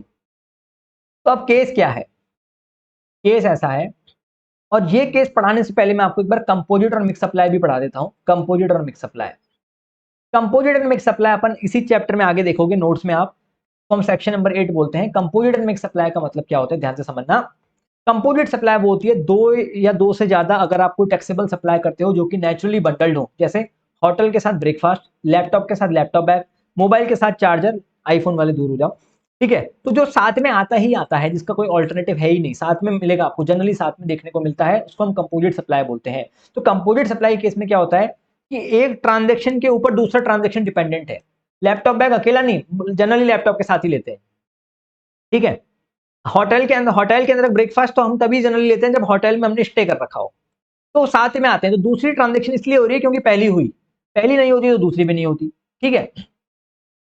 तो टीवी के साथ टीवी का स्टैंड हो गया, ठीक है। तो टीवी का स्टैंड तभी ले रहे हैं कि टीवी खरीद रहे हैं, राइट। तो उस केस में क्या होता है कि एक प्रिंसिपल सप्लाई होती है और एक सेकेंडरी सप्लाई होती है। तो क्या होता है, टोटल वैल्यू पे जो प्रिंसिपल की रेट है ना, उसी से जीएसटी लगता है। जैसे सपोज करो लैपटॉप 50,000 रुपीज का था और लैपटॉप पे जीएसटी की रेट है 18%। लैपटॉप बैग 2,000 रुपए का था, लैपटॉप बैग पे रेट है 5%, पर पूरे 52,000 पे जो रेट लगेगी ना वो 18% ही लगेगी। अब चाहे लैपटॉप बैग पे 28 होती तो भी 18 ही लगती है। तो टोटल वैल्यू पे प्रिंसिपल की रेट से रेट लगती है, उसको हम क्या बोलते हैं, कंपोजिट सप्लाई बोलते हैं। सेक्शन 8 से 3 बार आईसीए ने केस स्टडी पूछी है, 8-8 नंबर की। जितना तुम लाइटली ले रहे हो ना इसको, कंपोजिट मिक्स उतना है नहीं। अभी बताता हूँ क्या केस स्टडी पूछी थी। तो कंपोजिट सप्लाई तुमको समझ में आया कि दो या दो से ज्यादा टैक्सेबल सप्लाई जो कि नेचुरली बंडल्ड हो, तो टोटल वैल्यू पे प्रिंसिपल वैल्यू की रेट से टैक्स लगता है। अब हम आते हैं मिक्स सप्लाई पे। मिक्स सप्लाई क्या बोलता है, मिक्स सप्लाई का मतलब क्या होता है कि आपने क्या किया, जैसे आप शादी में किसी दोस्त को गिफ्ट देने गए, तो उसमें बहुत सारे आपने चीजें डाल दी, जैसे डाले चॉकलेट डाल दी, फ्रूट्स डाल दिए, फ्रूटी डाल दी, है ना, स्ट्रॉबेरी डाल दी, स्ट्रॉबेरी फ्लेवर के वेफर डाल दिए, है ना, बहुत सारी चीजें आपने डाल दी, जो अनटेशंट कॉम्बो बना दिया आपने। अब मार्केट में ऐसा कॉम्बो मिलता है बाजार से, मार्केट में क्या मिलता है, कॉम्बो मिलता है ऐसा। तो अगर आप बाजार में कोई ऐसा सामान लेने गए जो एक बास्केट टाइप में बना हुआ रखा हुआ है, ठीक है, बास्केट टाइप में बना हुआ रखा है, उसका एक सिंगल प्राइस चार्ज कर रहा है वो बंदा, सिंगल प्राइस चार्ज कर रहा है पूरे पैकेट के, कि भैया पूरा पैकेट ले जाओ 10,000 रुपए का। अब उसमें बुद्धि मत लगाओ कि कौन सा सामान कितने रुपए का है, पूरा पैकेट 10,000 रुपए का है। तो उस केस में क्या होगा, अगर आपको मल्टीपल प्रोडक्ट्स दे रखे हैं लेकिन सबका एक सिंगल प्राइस ही दे रखा है, तो उस केस में जिस भी सामान की हाईएस्ट टैक्स रेट होगी ना, सपोज करो 10,000 के इस बंडल में 10 सामान है, एक का रेट अप्रोक्सीमेटली मान के चलो 5,000 है, एक का रेट 2,000 है, एक का रेट 500 है, एक का रेट 100 रुपये है, एक का 50 रुपये है, ऐसे ऐसे खूब सारे सामान दे रखे हैं। तो जिस भी सामान की हाईएस्ट रेट होगी, मान के चलो इन सबकी 5 है, किसी की 5 है, किसी की 12 है, किसी की 12 है, इसकी 28 है 50 रुपए वाले की, तो उससे फर्क नहीं पड़ता कि भाई 50 रुपए का सामान ही है, टोटल वैल्यू पे हाईएस्ट रेट से टैक्स लगेगा, टोटल वैल्यू पे हाईएस्ट रेट से टैक्स लगेगा। तो मिक्स सप्लाई क्या होता है कि सिंगल प्राइस दे रखी हो, उस केस में पूरे पैकेट पे जो सबसे ज्यादा आइटम, सबसे ज्यादा रेट वाला आइटम है ना, जिस आइटम पे सबसे ज्यादा जीएसटी की रेट है, उस पे हम क्या कर देंगे, पूरे पे टैक्स लगा देंगे, उसको बोलते हैं मिक्स सप्लाई। अब एग्जाम में क्वेश्चन कैसे आते हैं कि आपको 5 आइटम दे दिए, पांचों की अलग अलग वैल्यू दे दी कि ये 1000 का है, इस पे जीएसटी की रेट है 18%, ये 500 का है, इस पे जीएसटी की रेट है 12%, ये 2000 का है, इस पे जीएसटी की रेट है 5%। ऐसे अलग अलग आइटम दे दिए, अलग अलग रेट दे दी। तो ये मिक्स सप्लाई थोड़ी हुआ भाई, आप डीमार्ट से शॉपिंग करने गए, एक सामान 1000 का था, एक 500 का था, एक 2000 का था, तो इंडिविजुअल सामान पे इंडिविजुअल जीएसटी जो दे के आएंगे। मिक्स सप्लाई तब आता है जब इंडिविजुअल वैल्यू नहीं दे रखी हो, एक सिंगल प्राइस दे रखी हो। अगर सिंगल प्राइस दे रखी हो तब मिक्स सप्लाई का कॉन्सेप्ट आता है, उस केस में हम हाईएस्ट रेट लगाते हैं, उस केस में हम क्या करते हैं, हाईएस्ट रेट लगाते हैं। पर इंडिविजुअल प्राइसेस, इंडिविजुअल वैल्यू दे रखी है, तो काय का मिक्स सप्लाई, समझ में आया आपको, क्लियर हुआ, कंपोजिटर मिक्स सप्लाई, ठीक है जी। अब हम वापस इस सर्कुलर पे आते हैं, वापस इस सर्कुलर पे आते हैं। अब ये सर्कुलर क्या बोलता है, प्रिंसिपल, केस नंबर 1, प्रिंसिपल ने सामान दिया एजेंट को और एजेंट ने कस्टमर को दे दिया, पर एजेंट ने जो इनवॉइस बनाया ना वो प्रिंसिपल के नाम पे बनाया, तो अब ये सप्लाई प्रिंसिपल और कस्टमर के बीच में मानी जाएगी, ठीक है। अब ये सप्लाई क्या मानी जाएगी, प्रिंसिपल और कस्टमर के बीच मानी जाएगी, ठीक है। पहले केस दूसरा लेते हैं, फिर बेटर समझ में आएगा। पहला केस हम ये अज्यूम करते हैं कि एजेंट ने क्या किया, इनवॉइस खुद के नाम पे बनाया है, own invoice, own name, invoice जो बनाया है वो खुद के नेम पे बनाया है, इनवॉइस जो बनाया है ना वो खुद के नेम पे बनाया है, कस्टमर ने ओन नेम खुद के नाम पे इनवॉइस बनाया है। तो अब ये ट्रांजेक्शन एजेंट और कस्टमर के बीच माना जाएगा, कस्टमर ने 10 लाख रुपीस दिए एजेंट को, और as per schedule 1 para 3 principal ने जो सामान एजेंट को फ्री में दिया उसको भी हम सप्लाई मान लेंगे, डीम्ड सप्लाई, भले ही वो विदाउट कंसिडरेशन है लेकिन उसको फिर भी सप्लाई मान लेंगे as per schedule 1 para 3। Customer ने, जैसे एजेंट कौन था, बागा, कस्टमर थी बावरी, ये दो हमने नाम लिए हैं लोगों के। लेट्स सपोज एजेंट का नाम था बागा और कस्टमर का नाम था बावरी। कस्टमर से 10 लाख रुपए लेने थे, तो एजेंट ने क्या बोला, आप आराम से दे दीजिएगा। अब कस्टमर पैसा दे ही नहीं रहा, ठीक है, प्रिंसिपल कह रहा है और कर ले मुझे, और प्रिंसिपल कह रहा है देख भाई तू डेलीगेटर एजेंट है, अब कस्टमर चाहे पैसा दे या नहीं दे तू मेरे को पैसा देगा। लेकिन एजेंट ने कहा बिल्कुल मैं दूंगा आपको। अब एजेंट कस्टमर को क्या कह रहा है कि देखो अगर आपके पास पैसा नहीं है ना तो इस पैसे को एज अ लोन ट्रीट करते हैं और आप मेरे को इंटरेस्ट भी देना, आप मेरे को इंटरेस्ट भी देना। तो अब एजेंट को क्या मिल रहा है, 10 लाख रुपए का तो टर्नओवर था एजेंट का, अब एजेंट को इंटरेस्ट भी मिल रहा है। सवाल ये आता है कि ये जो इंटरेस्ट कस्टमर दे रहा है एजेंट को, इस पे जीएसटी लगेगा कि नहीं लगेगा, इस इंटरेस्ट पे जीएसटी लगना चाहिए कि नहीं लगना चाहिए। आंसर इज यस कि लगना चाहिए, क्योंकि ये कंपोजिट सप्लाई हो गई भाई। ये इंटरेस्ट इसलिए आ रहा है क्योंकि ओरिजिनल ट्रांजेक्शन हुआ था, ओरिजिनल ट्रांजेक्शन नहीं होता तो इंटरेस्ट भी नहीं होता, तो ये कंपोजिट सप्लाई होगा और उस इंटरेस्ट पे जीएसटी लगेगा। अब केस नंबर 2 क्या है, केस नंबर 2 ऐसा है कि प्रिंसिपल ने सामान दिया एजेंट को और एजेंट ने कस्टमर को दिया, लेकिन जो इनवॉइस बनाया ना एजेंट ने वो प्रिंसिपल के नाम पे ही बनाया, इनवॉइस जो बनाया वो प्रिंसिपल के नाम पे बनाया। तो अब ये सप्लाई किसके बीच में हुई, प्रिंसिपल और कस्टमर के बीच में सप्लाई हुई। अब ये शेड्यूल 1 पैरा 3 वाला एजेंट नहीं है क्योंकि खुद के नाम पे इनवॉइस बना ही नहीं रहा है, तो सप्लाई हुई प्रिंसिपल और कस्टमर के बीच में, ठीक है जी। अब कस्टमर पैसा दे नहीं रहा तो प्रिंसिपल एजेंट को बोल रहा है कि भाई तू डेलीगेटर एजेंट है, पैसा तो तू देगा। एजेंट ने कहा ठीक है।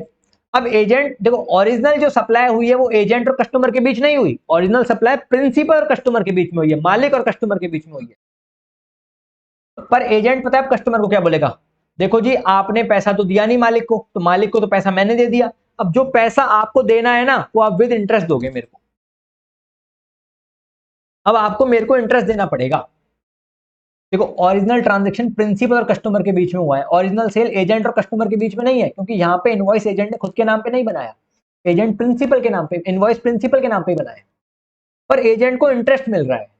अब भाई ये जो इंटरेस्ट है ना ये एक सेपरेट ट्रांजेक्शन हो गया, ये जो इंटरेस्ट का ट्रांजेक्शन है ये एजेंट और कस्टमर के बीच में हुआ है। अगर ओरिजिनल सेल भी एजेंट और कस्टमर के बीच में होती तब तो ये मान लेते कि भाई ये इंटरेस्ट उस कारण से मिला है ओरिजिनल सेल के कारण, पर ओरिजिनल सेल तो दूसरे ट्रांजेक्शन था, ओरिजिनल सेल का ट्रांजेक्शन तो कस्टमर और प्रिंसिपल के बीच में था, तो वो जो ओरिजिनल सेल थी वो दूसरा ट्रांजेक्शन है, अब जो इंटरेस्ट मिल रहा है एजेंट को वो दूसरा ट्रांजेक्शन है। भाई पार्टीज तो अलग अलग होंगी ना ट्रांजेक्शन की, कंपोजिट सप्लाई जो बनता है वो सेम पार्टी के साथ ट्रांजेक्शन करते हो तभी तो बनता है, लैपटॉप जिससे लिया उसी के साथ लैपटॉप बैग ले रहे हो तभी तो कंपोजिट सप्लाई बनता है, जिस होटल में रुके वहीं ब्रेकफास्ट करो तभी तो कंपोजिट बनेगा। तो जब ओरिजिनल ट्रांजेक्शन एजेंट और कस्टमर के बीच का था तो उसका इंटरेस्ट भी कंपोजिट बना। अब ओरिजिनल ट्रांजेक्शन ही जब प्रिंसिपल और कस्टमर के बीच का है तो इसका इंटरेस्ट फिर सेपरेट ट्रांजेक्शन माना जाएगा, और ये माना जाएगा अब इंटरेस्ट एक सेपरेट ट्रांजेक्शन है और खाली इंडिविजुअल ट्रांजेक्शन अगर इंटरेस्ट का है तो वो एग्जम्प्ट माना जाएगा, तो वो एग्जम्प्ट माना जाएगा। समझ में आया क्या आपको, यही बात इसमें दे रखी है कि अगर डेलीगेटर एजेंट कौन है, पैरा 3 वाला एजेंट नहीं है, मतलब ओरिजिनल ट्रांजैक्शन प्रिंसिपल और एजेंट, प्रिंसिपल और कस्टमर के बीच में है, पैरा 3 वाला एजेंट नहीं है तो इंटरेस्ट एग्जम्प्ट है। पर अगर डेलीगेटर एजेंट पैरा 3 वाला एजेंट है तो अब इंटरेस्ट भी क्या हो जाएगा, इंसिडेंटल सप्लाई मान लिया जाएगा और इंटरेस्ट टैक्सेबल हो जाएगा। इसके अंदर सब कुछ कवर्ड है इस बुक के अंदर, ठीक है जी, क्लियर हुआ। शेड्यूल 1 पैरा 3, तो शेड्यूल 1 पैरा 1 क्या बोलता है, परमानेंट ट्रांसफर और disposal of business asset on which ITC has been availed. Schedule 1 para 2 क्या बोलता है, अगर आप रिलेटेड पर्सन रजिस्टरिंग पर्सन को कोई भी सामान फ्री में सप्लाई करोगे तो उस पर जीएसटी लगेगा। पैरा 3 क्या बोलता है, अगर एजेंट खुद के नाम पे इनवॉइस बना के आगे सामान बेचेगा तो जो सामान प्रिंसिपल ने एजेंट को फ्री में दिया है उसको भी सप्लाई मान लेंगे। अब हम शेड्यूल 1 पैरा 4 पे आते हैं। शेड्यूल 1 पैरा 4 क्या बोलता है, शेड्यूल 1 पैरा 4 क्या बोलता है, ये बोलता है इंपोर्ट ऑफ सर्विस। अब आप लोगों के दिमाग में आ रहा होगा कि इंपोर्ट ऑफ सर्विस तो 7(1)(b) के अंदर भी था, तो यहाँ क्या करने आ रहा है, और 7(1)(b) के अंदर इंपोर्ट ऑफ सर्विस में पता है क्या था, सारी की सारी कंडीशन मैच होनी चाहिए एक्सेप्ट इन द कोर्स और फर्दरेंस ऑफ बिजनेस। और यहाँ पे शेड्यूल 1 पैरा 4 में अगर ये आ रहा है, शेड्यूल 1 पैरा 4 में आ रहा है, इसका मतलब आपके दिमाग में ऑटोमेटिकली आ जाना चाहिए कि ये विदाउट कंसिडरेशन वाला होगा, क्योंकि विदाउट कंसिडरेशन वाला ही तो यही आता है शेड्यूल 1 पैरा 4 में, ठीक है। शेड्यूल 1 पैरा 4 में ऑटोमेटिकली दिमाग में आ जाना चाहिए कि विदाउट कंसिडरेशन वाला ट्रांजेक्शन होगा, इंपोर्ट ऑफ सर्विस। अब सुनना मेरी बात, इन्होंने क्या बोला कि अगर आप कोई सर्विस इंपोर्ट करते हो अपने किसी रिलेटेड पर्सन से, रिलेटेड या डिस्टिंक्ट पर्सन से, फ्री में, ऑफकोर्स सी बात है शेड्यूल 1 में है तो फ्री में ही है, तो बार बार रिपीट करने की जरूरत नहीं है। अगर आप कोई सर्विस इंपोर्ट करते हो रिलेटेड पर्सन से फ्री में और अपने कोर्स और फर्दरेंस ऑफ बिजनेस के लिए, मतलब अपने धंधे के लिए, यहाँ पे कोर्स और फर्दरेंस ऑफ बिजनेस हमको रिसीवर का देखना है, इंपोर्ट के केस में रिसीवर का देखना है, सप्लायर का नहीं देखना। अगर आप कोई इंपोर्ट और सर्विस करते हो किसी रिलेटेड पर्सन से और अपने कोर्स और फर्दरेंस ऑफ बिजनेस के लिए फ्री में, तो हम क्या मान लेंगे, हम उसको सप्लाई मान लेंगे। अगर आप अपने रिलेटेड पर्सन से करते हो प्लस कोर्स और फर्दरेंस ऑफ बिजनेस के लिए करते हो, तब इंपोर्ट का ये मास्टर चार्ट है, इसको देख लेना। इंपोर्ट और सर्विस से बहुत बार इंस्टीट्यूट ने क्वेश्चन पूछे हैं, जिसको 7(1)(b) और शेड्यूल 1 पैरा 1 को मैंने एक साथ डाल दिया है, वो देखना आप। इंपोर्ट और सर्विस अगर विद कंसिडरेशन है तो ऑलवेज सप्लाई माना जाएगा। अगर पैसा इन्वॉल्व है तो कोई से भी लिया हो, हमने किसी से भी लिया हो, विद कंसिडरेशन है, ऑलवेज सप्लाई, चाहे वो कोर्स और फर्दरेंस ऑफ बिजनेस के लिए हो या नहीं हो। अगर कोर्स और फर्दरेंस ऑफ बिजनेस के लिए तो 7(1)(a) में आ जाएगा, नॉट इन द कोर्स और फर्दरेंस ऑफ बिजनेस है तो 7(1)(b) में आ जाएगा, पर अगर विद कंसिडरेशन है तो ऑलवेज सप्लाई। अगर आप जहां पे भी जाके देख सकते हो, देखो जो नीचे नीचे हमने टेबल बनाई है, 7(1)(a), 7(1)(b), इंपोर्ट और सर्विस अगर आपने की विद कंसिडरेशन है, सॉरी 7(1)(a) हमने क्या बोला, विद कंसिडरेशन है तो ऑलवेज सप्लाई, चाहे वो कोर्स और फर्दरेंस ऑफ बिजनेस में हो चाहे वो नहीं हो। अगर है तो 7(1)(a) के हिसाब से सप्लाई है, अगर नहीं है तो 7(1)(b) के हिसाब से सप्लाई है। विद कंसिडरेशन ऑलवेज सप्लाई, ठीक है। और अगर विदाउट कंसिडरेशन है तो एक ही केस में सप्लाई माना जाएगा, रिलेटेड पर्सन से इंपोर्ट करियो प्लस कोर्स और फर्दरेंस ऑफ बिजनेस के लिए इंपोर्ट करियो तो ही सप्लाई मानेंगे। ये चार्ट के बाहर अगर क्वेश्चन पूछ ले तो मतलब पूछ ही नहीं सकता, सवाल ही नहीं है, कुछ बनता ही नहीं। इंपोर्ट और सर्विस पे 2 से 3 बार केस स्टडी बनी 8-8 नंबर की, कॉन्सेप्ट समझो। तो related with consideration always supply, without consideration एक ही केस में सप्लाई है, बाकी किसी भी केस में सप्लाई नहीं है। कौन सा केस है, रिलेटेड पर्सन से इंपोर्ट करियो प्लस कोर्स और फर्दरेंस ऑफ बिजनेस के लिए इंपोर्ट करियो। फॉर एग्जांपल मान के चलिए कि जैसे मैं हूं एके जी, मैं इंडिया में रहता हूं, मैं चार्टेड अकाउंटेंट, मेरा भाई यूएस के अंदर रहता है, पढ़ता है, इंजीनियरिंग कर रहा है, लेट्स, उसकी कॉलेज की फीस मैं भरता हूं, मतलब वो मेरे पे डिपेंडेंट है। 4th ईयर के अंदर है, मैंने उसको कहा कि भाई तू अपनी इंजीनियरिंग सर्विसेज मेरे को दे दे, मेरे को एक सॉफ्टवेयर बनवाना है, तू अपनी इंजीनियरिंग सर्विस दे दे, मेरे को अपने बिजनेस के लिए एक सॉफ्टवेयर बनवाना है। फ्री में उसने मेरे को सॉफ्टवेयर बना के दिया।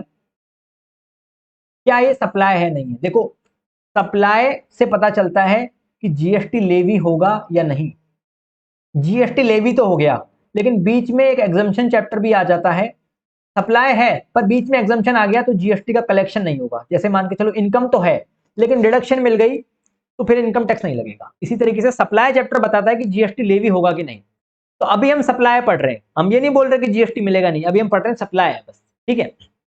बाकी चीज एग्जामिनेशन चैप्टर बताएगा। तो मैंने मेरे भाई से क्या किया, फ्री में सॉफ्टवेयर लिया। भाई कौन है, मेरा रिलेटेड पर्सन है, क्योंकि वो मेरे पे डिपेंडेंट है। प्लस मैंने अपने बिजनेस के लिए लिया है और विदाउट कंसिडरेशन लिया है, कोर्स और फर्दरेंस ऑफ बिजनेस के लिए है, तो सप्लाई है।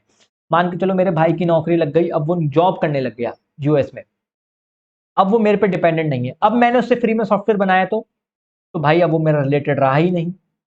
मतलब ही लॉ है हमारा, हमारा लॉ तो रिलेटेड है अनरिलेटेड डिपेंडेंसी पे है, ठीक है। तो अब वो मेरा रिलेटेड रहा ही नहीं, ठीक है।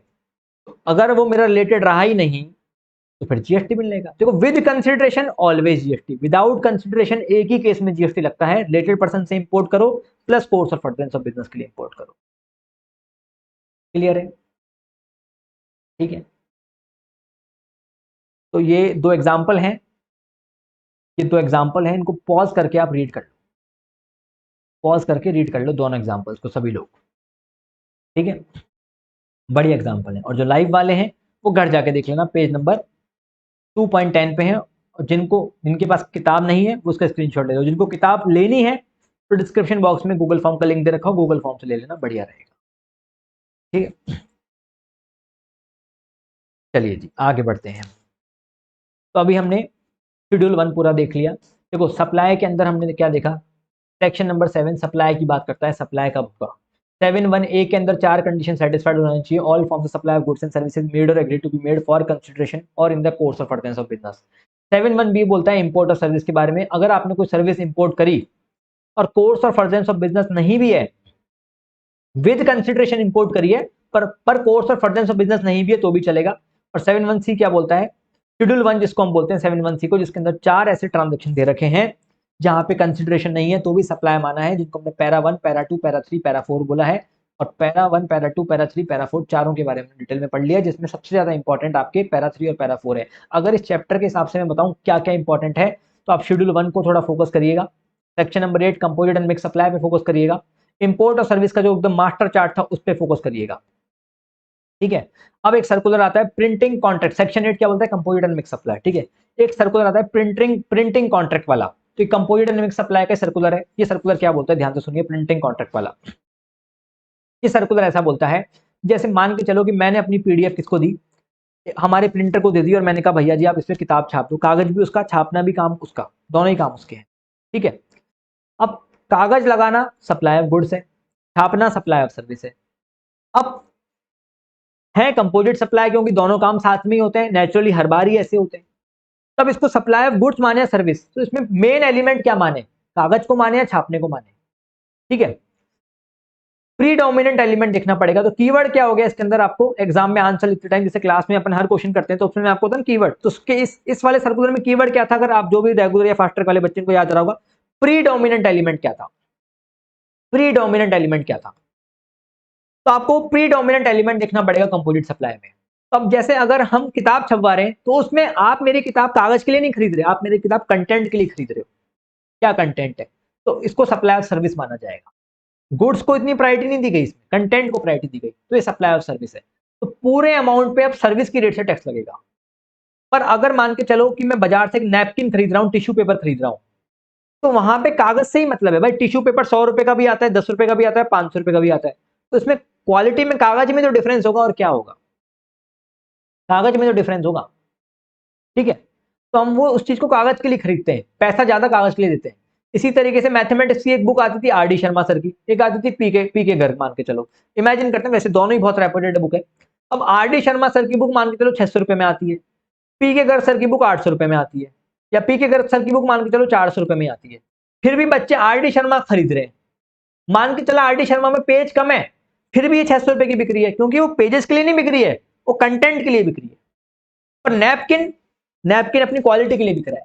तो वहां पे predominant element supply of goods है। शादी का कार्ड आया, अब शादी के कार्ड में कंटेंट कोई मैटर नहीं करता है, एक कार्ड 500 रुपए का बनता है, 100 रुपए का बनता है, कार्ड की क्वालिटी कैसी है, क्वालिटी मतलब उसका कार्डबोर्ड कैसा है ना, वो सब मैटर करता है, तो वो सप्लाई ऑफ गुड्स है, ठीक है। तो वो अपन को प्रिंटिंग कॉन्ट्रैक्ट वाले सर्कुलर में लिखा हुआ है, ठीक है जी, क्लियर है नहीं है ना, अपन ने प्रिंटिंग कॉन्ट्रैक्ट वाला सर्कुलर देखा। शेड्यूल 2 क्या बोलता है, शेड्यूल 1 हमने देख लिया, शेड्यूल 2 क्या बोलता है कि गुड्स माने या सर्विस, ये कैसे पता चलेगा, तो वैसे कोई काम का नहीं है, पर आप खुद को पता चल जाता है क्या गुड्स है क्या सर्विस, लेकिन इसमें भी जो इंपॉर्टेंट बातें वो मैं आपको बता देता हूँ। जैसे आपने किसी को गुड्स का टाइटल दे दिया कि ले भाई 10 रुपए दे और पेन ले ले, सप्लाई ऑफ गुड्स। मैंने किसी को बोला कि भाई तू मेरे को 10 रुपए दे दे, कल पेन ले जाना, फ्यूचर डेट पे टाइटल मिलेगा तेरे को, तो भी सप्लाई ऑफ गुड्स, ठीक। 10 रुपए आज ले लिए, पेन कल दूंगा, ठीक है।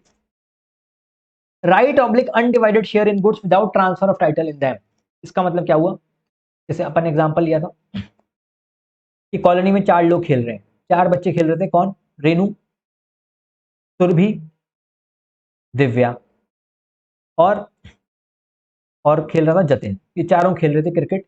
इन चारों ने एक 250 रुपीज मिला के एक बैट परचेज किया, सबका शेयर है उस बैट में, 250 रुपए ईच मिलाए, बैट ले आए, ठीक है। अब इनकी गली में आया प्रतीक, प्रतीक ने देखा कि जतिन कैसे खेल रहा है इन तीनों के साथ, प्रतीक ने कहा मैं खेलूंगा, जतिन को हटाया, बोला मैं खेलूंगा। अब इनकी लड़ाई करवा दी इन तीनों के साथ जतिन की। अब जतिन इनके ग्रुप से बाहर हो गया। अब जतिन कह रहा है कि भाई बैट में मेरा राइट भी था, 250 रुपए मेरे भी लगे थे, तो प्रतीक ने कहा तू मेरे से ले ले 250 रुपए, तो जतिन ने अब अपना राइट बेच दिया। प्रतीक कह रहा भाई तेरे को इस चीज की चिंता नहीं है, तू ग्रुप से अलग हो गया, 250 रुपए की चिंता कर, तू 300 ले ले मेरे से दे। तो प्रतीक ने क्या किया, 300 रुपए दे दिए जतिन को, तू तेरा राइट मेरे को दे दे बैट में। तो आप किसी अनडिवाइडेड गुड्स में, अब बैट क्या है, वो सप्लाई ऑफ सर्विस है, राइट देना, बैट थोड़ी दे दिया, अपना राइट दे दिया। बैट तोड़ नहीं सकते, अनडिवाइडेड शेयर दे दिया, उसको हम क्या मानते हैं? सप्लाई ऑफ सर्विस मानते हैं, सप्लाई ऑफ सर्विस मानते हैं। समझ में आया आपको? ठीक है। लीज, ईजमेंट, टीनेंसी, इसको सप्लाई ऑफ सर्विस मानते हैं। अब टीनेंसी क्या होता है, ईजमेंट क्या होता है, टीनेंसी पे आ जाते हैं एक बार। टेनेंसी क्या होता है? टेनेंसी पे भी एक सर्कुलर है। देखो, मान के चलो एक प्रॉपर्टी है, मेरी एक प्रॉपर्टी है जिसके अंदर मैंने वो प्रॉपर्टी दे रखी है, मान के चलो स्वाति को दे रखी है। स्वाति मेरे को पर मंथ रेंट देती है 1,00,000 रुपीज का। अब रेंटिंग ऑफ रेजिडेंशियल ड्यूलिंग, अगर आप रहने के लिए घर कोई लेते हो तो वो एग्जम्प्ट होता है जीएसटी के अंदर, एग्जम्पशन चैप्टर के अंदर आप पढ़ोगे, आपने पढ़ रखा होगा। ठीक है, रेंटिंग पे भी बहुत काफी चर्चाएं, ठीक है, पर वो उस चैप्टर में मैं आपको बता दूंगा उसके रिवीजन वीडियो में। ठीक है, तो स्वाति मेरे को 1,00,000 रुपए पर मंथ रेंट देती है, वो की जीएसटी से एग्जम्प्ट है। लेकिन अब ये घर किसको पसंद आ गया? मान के चलो ये घर पसंद आ गया आपको, रूपल को ये घर पसंद आ गया। रूपल ने क्या बोला स्वाति को कि अब इस घर पे राइट मेरे को चाहिए, इस घर पे राइट मेरे को चाहिए। स्वाति ने कहा ठीक है, अब से तेरा राइट हुआ इस घर पे, लेकिन तेरे को मेरे को 10,00,000 रुपए देने पड़ेंगे राइट ट्रांसफर करने के लिए, राइट देने के लिए 10,00,000 रुपए देने पड़ेंगे। ठीक है, तो अब क्या कर रही है स्वाति? अपना राइट रूपल को दे रही है और उसके बदले रूपल पैसा दे रही है स्वाति को 10,00,000 रुपीज। अब रूपल मेरे को रेंट देगी 1,00,000। तो देखो, मेरे को जो पहले रेंट मिल रहा था वो पहले स्वाति दे रही थी, अब रूपल देगी। मेरे लिए तो रेंट एग्जम्प्ट है, रेंट जीएसटी से एग्जम्प्ट है। लेकिन अब जो टेनेंसी राइट, जो स्वाति को पैसे मिले ना रूपल से 10,00,000 रुपए, उस पर स्वाति 10,00,000 रुपीज पे क्या देगी? जीएसटी देगी। टेनेंसी राइट पे क्या लगता है? जीएसटी लग जाता है। ठीक है, तो जो अब टेनेंसी राइट पे जो टैक्स लगेगा वो सप्लाई ऑफ गुड्स का है, सर्विस का? तो जाहिर सी बात है गुड्स कहां से आ गए, इसमें सर्विस ही तो है ये। तो टेनेंसी पे क्या है? सप्लाई ऑफ सर्विस है। इस पे सर्कुलर भी है, sale of tenancy right, supply of services. Clear है? नहीं है? क्लियर है। अगर आपने कोई भी बिल्डिंग वगैरह लीज पे दी, उसको सप्लाई ऑफ सर्विस मानते हैं।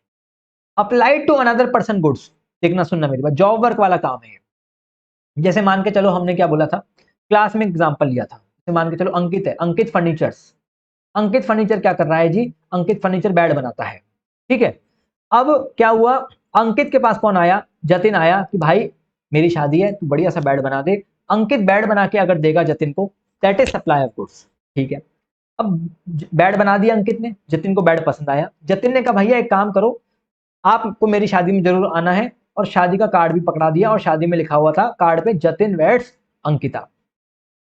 अब अंकिता वही थी जो अंकित की कभी पुरानी सहेली रही हुई थी, फ्रेंड रही हुई थी। अंकित को ये बात बिल्कुल पसंद नहीं आई, बिल्कुल। अब जतिन ने क्या बोला अंकित को कि अंकित भाई बेड तो बहुत सुंदर बनाया है, अब आप इस पर डेकोरेशन भी कर दो, थोड़ी पेंटिंग वेंटिंग भी करवा दो, एकदम मस्त बना दो, मजा आ जाए, है ना? अब अंकित से वो डेकोरेशन करी नहीं जा रही, अंकित से देखा नहीं जा रहा कि मैं किसके बेड के लिए डेकोरेशन कर रहा हूं। अंकित ने क्या करा? अंकित ने एक जॉब वर्कर ढूंढा। अंकित ने बोला कि भैया, प्रतीक को बुलाया, बोला कि देखो ये बेड है, बेड हमारी प्रॉपर्टी है, इस बेड पे आपको क्या करना है? डिजाइन बनानी है, थोड़ा सा काम करना है, थोड़ा डेकोरेशन करनी है, वो आप कर दीजिएगा। तो किसी और के गुड्स पे प्रतीक क्या कर रहा है? ट्रीटमेंट कर रहा है, जॉब वर्कर वाला काम कर रहा है। तो प्रतीक को जो पैसा मिलेगा वो सप्लाई ऑफ सर्विस का पैसा मिलेगा। प्रतीक कोई गुड्स नहीं दे रहा है, प्रतीक तो उसी पे कोई ट्रीटमेंट कर रहा है, इसको हम क्या माना जाएगा? सप्लाई ऑफ सर्विस माना जाएगा। क्लियर है? नहीं है? मेरे ख्याल से आपको याद आ गई होंगी चीजें, इस एग्जाम्पल से सारी की सारी क्लास की मेमोरीज ताजा हो गई होंगी। और जिन्होंने क्लास वगैरह नहीं देखी, तो मेरे ख्याल से आप लोगों को भी समझ में आ गया होगा। ठीक है, समझ में आ रहा है तो एक बार सब लोग लाइट ठोक देना। वापस से अपन एक और पॉइंट पढ़ते हैं, ये तो अपना एग्जाम्पल हमने देख लिया। आगे क्या लिखा हुआ है? अगर आप अपना कोई गुड्स या गुड्स यूज करने के लिए देते हो, अब जैसे फॉर एग्जांपल के तौर पे लेके, फॉर एग्जांपल मान के चल लेते हैं, वो ये हॉस्टल वाला एग्जांपल लिया था अपने क्लास में। हॉस्टल वाला एग्जांपल क्या लिया था? जैसे मान के चलिए अमित जी जो हैं वो स्टूडेंट हैं, पढ़ते हैं सीए फाइनल में, और बिजनेस भी करते हैं, कोई बिजनेस भी करते हैं, आत्मनिर्भर हैं, बिजनेस करते हैं अपना, और बिजनेस का इन्होंने जीएसटी नंबर ले रखा है, और इनके पास एक लैपटॉप परचेज किया हुआ है उन्होंने, और उस लैपटॉप पे क्या किया है इन्होंने? आईटीसी भी क्लेम करी हुई है, क्योंकि क्या है भैया, ये लैपटॉप तो इनका बिजनेस असेट है। हॉस्टल में रहते हैं, इनके साथ इनके दो दोस्त और रहते हैं जिनका नाम है प्रकाश और जतिन। दो दोस्त और रहते हैं इनके, प्रकाश और जतिन करके दो दोस्त और रहते हैं। अब प्रकाश आया 11:30 बजे थे भैया, बोला अमित भाई लैपटॉप दे दो प्लीज, बस थोड़ी सी देर के लिए लैपटॉप दे दो, बहुत जरूरी है। अमित ने इसकी मजबूरी का फायदा उठाया, और अमित ने क्या करा? 500 रुपए चार्ज कर लिए इस लैपटॉप के, जिसपे अमित आईटीसी क्लेम कर चुका है बिजनेस पे। तो ये जो 500 रुपए अमित ने चार्ज करे प्रकाश से, ठीक है, 500 रुपए जो अमित ने चार्ज करे प्रकाश से, इसको भी सप्लाई ऑफ सर्विस माना गया और गवर्नमेंट ने कहा ये जो आपने धंधा शुरू किया है अपने बिजनेस असेट पे, इससे आप जो भी कमाई कर रहे हो वो सप्लाई ऑफ सर्विस। अब क्या हुआ, 2 मिनट बाद प्रकाश आया, बोला ले लो भाई अमित जी लैपटॉप ले लो आप।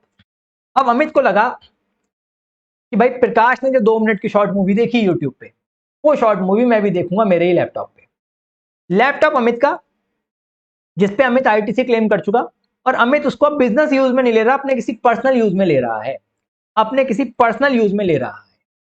तो गवर्नमेंट कह रही है कि जितनी देर अमित ने अपने इसको पर्सनल काम में लिया उसका भी प्रिपोर्शनेट करो। ऑल दो प्रैक्टिकल लाइफ में ऐसा कोई करता नहीं है, पर ऐसा लिखा हुआ है। कल को मान के चलो अमित ने क्या करा, वो लैपटॉप सड़क पे फेंक दिया, किसी को दान दे दिया या बेच दिया, लैपटॉप ही बेच दिया, तो सप्लाई ऑफ गुड्स है। अब तो वो भैया गुड्स ही बिक गया पूरा का पूरा, पर किसी से उस लैपटॉप से पैसा कमाया तो सप्लाई ऑफ सर्विस। यही बात लिखी हुई है, यही बात लिखी हुई है इन पॉइंट्स में, यही बात लिखी हुई है। लैपटॉप ही चल बसा मान के चलो तो सप्लाई ऑफ गुड्स, बाकी सप्लाई ऑफ सर्विस। बिजनेस बंद कर दिया, लैपटॉप ही गया, बिजनेस ही बंद कर दिया तो आईटीसी रिवर्स करनी पड़ेगी। बिजनेस बंद कर दिया तो सप्लाई ऑफ गुड्स। ठीक है जी, आगे देखो क्या लिखा हुआ है। रेंटिंग ऑफ इमूवेबल प्रॉपर्टी, आपने कोई इमूवेबल प्रॉपर्टी रेंट पे दी, सप्लाई ऑफ सर्विस। आपने क्या किया, किसी को कोई कॉपीराइट दिया, अपना कोई इंटेंजिबल एसेट दी, पेटेंट दिया, उसके बदले में कोई पैसा मिलाया, पैसा मिला आपको, सप्लाई ऑफ सर्विस। आपने क्या किया, आप कोई सॉफ्टवेयर बनाते थे, ठीक है। अब जैसे आपने इन्फोसिस है, इन्फोसिस को आपने बोला कि मेरे लिए एक ऐसा सॉफ्टवेयर डिजाइन करो जिसमें ये चीजें हो। अब इन्फोसिस आपके लिए कोई सॉफ्टवेयर डिजाइन कर रही है, that is supply of service. लेकिन आप बाजार गए, टैली की सीडी खरीद लाए, तो वो ऑलरेडी बना हुआ एक प्रोडक्ट रखा हुआ है जो मार्केट में बिक रहा है, that is supply of goods. CD खरीद लाए, that is supply of goods. Software की सीडी खरीद लाए, आपके हिसाब से कस्टमाइज नहीं है वो, आपके हिसाब से डिजाइन नहीं है, आप अपने हिसाब से डिजाइन करवा रहे हो, that is supply of service. और नॉर्मली आप खरीद के ला रहे हो, that is supply of goods.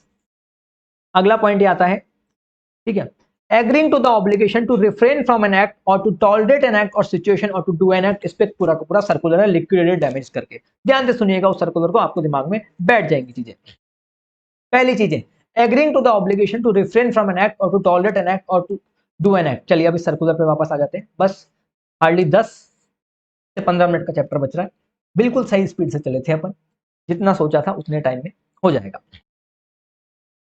Clarification on GST applicability on liquidated damages. पहले इस पे आते हैं, agreeing to the obligation to refrain from an act. हमने किसी को बोला कि आप ऐसा काम मत करो, इसके बदले हम आपको इतना पैसा देंगे, आप मत करो वैसा काम, ठीक है। जैसे हमने किसी एक प्रिंसिपल ने अपने आर्टिकल को बोला कि तू सीए फर्म मत खोल, 20 लाख रुपए ले ले। एग्रीमेंट हो गया 20 लाख रुपए, जिसको कंसिडरेशन में भी हमने देखा, तो इसको सप्लाई ऑफ सर्विस माना गया है और इस पर जीएसटी लगेगा, ठीक है। एक स्कूल है, मैं वही एग्जांपल दूंगा जो जीएसटी काउंसिल के सर्कुलर में आए थे, और इन्हीं यही अगर एग्जाम में आए तो यही एग्जांपल आएंगे। इसके बाहर आईसीआई कुछ पूछ ले, आईसीआई पूछ ही नहीं सकता, क्योंकि आईसीआई को खुद कोई क्लैरिफिकेशन नहीं है, क्योंकि ये जो सर्कुलर है अपने आप में ऐसे 100% नहीं है सर्कुलर, अभी भी इसमें कुछ बातें हैं जो अधूरी हैं। तो जितना है उतना पढ़िए, बस डिटेल में नहीं जाने का, ठीक है। डिटेल में जाएंगे, डिटेल में आईसीआई भी नहीं जा सकता इस सर्कुलर के, बेसिकली मैं आपको बताता हूं कैसे। Agreeing to the obligation to refrain from an act, किसी चीज को नहीं करने के लिए हम पैसा दे रहे हैं, that is supply of service. मान के चलो एक स्कूल है, रेजिडेंशियल सोसाइटी में, कॉलोनी में स्कूल खुला हुआ है।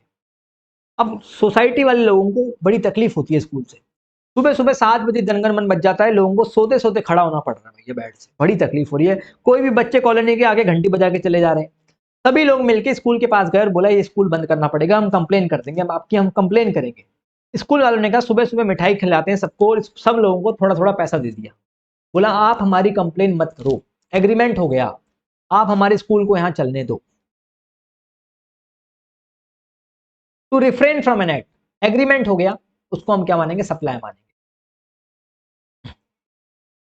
Agreeing to the obligation to tolerate an act,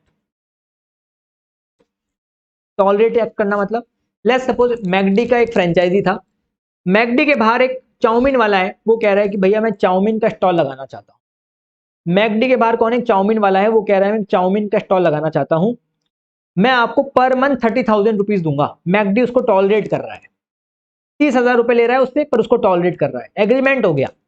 उसको लगता है कि मैकडी के कस्टमर बाहर आएंगे बर्गर खा के, तो फिर चाउमीन भी खा लेंगे, तो क्या हो गया, ये सप्लाई ऑफ सर्विस हो गया। Agreeing to the obligation to do an act, suppose करो कि आपकी सोसाइटी में एक इंडस्ट्री खुल गई थोड़ी सी दूर, आप उसके पास गए कि इंडस्ट्री कैसे खुलती है, यहाँ पे धुआं ही धुआं आ रहा है, बच्चों के लंग्स में धुआं जा रहा है। उसने अपना परमिशन दिखाई कि देखो मेरे को सरकार ने परमिशन दी है इसलिए खोली है मैंने, अब बताओ क्या करोगे। आपने कहा देखो भैया आपकी बात सही है, सरकार ने दे दी परमिशन, गलती थी। अब है ना, एक काम करो, आप एक जीरो एमिशन मशीन लगवाओ जिससे पॉल्यूशन ना निकले उस मशीन से, पैसा हम सब मिलके आपको दे देते हैं, आप हमसे प्लीज 10 लाख रुपए ले लो, लेकिन आप प्लीज अपना ट्रीटमेंट ऐसा कर लो जिससे पॉल्यूशन कम से कम हो।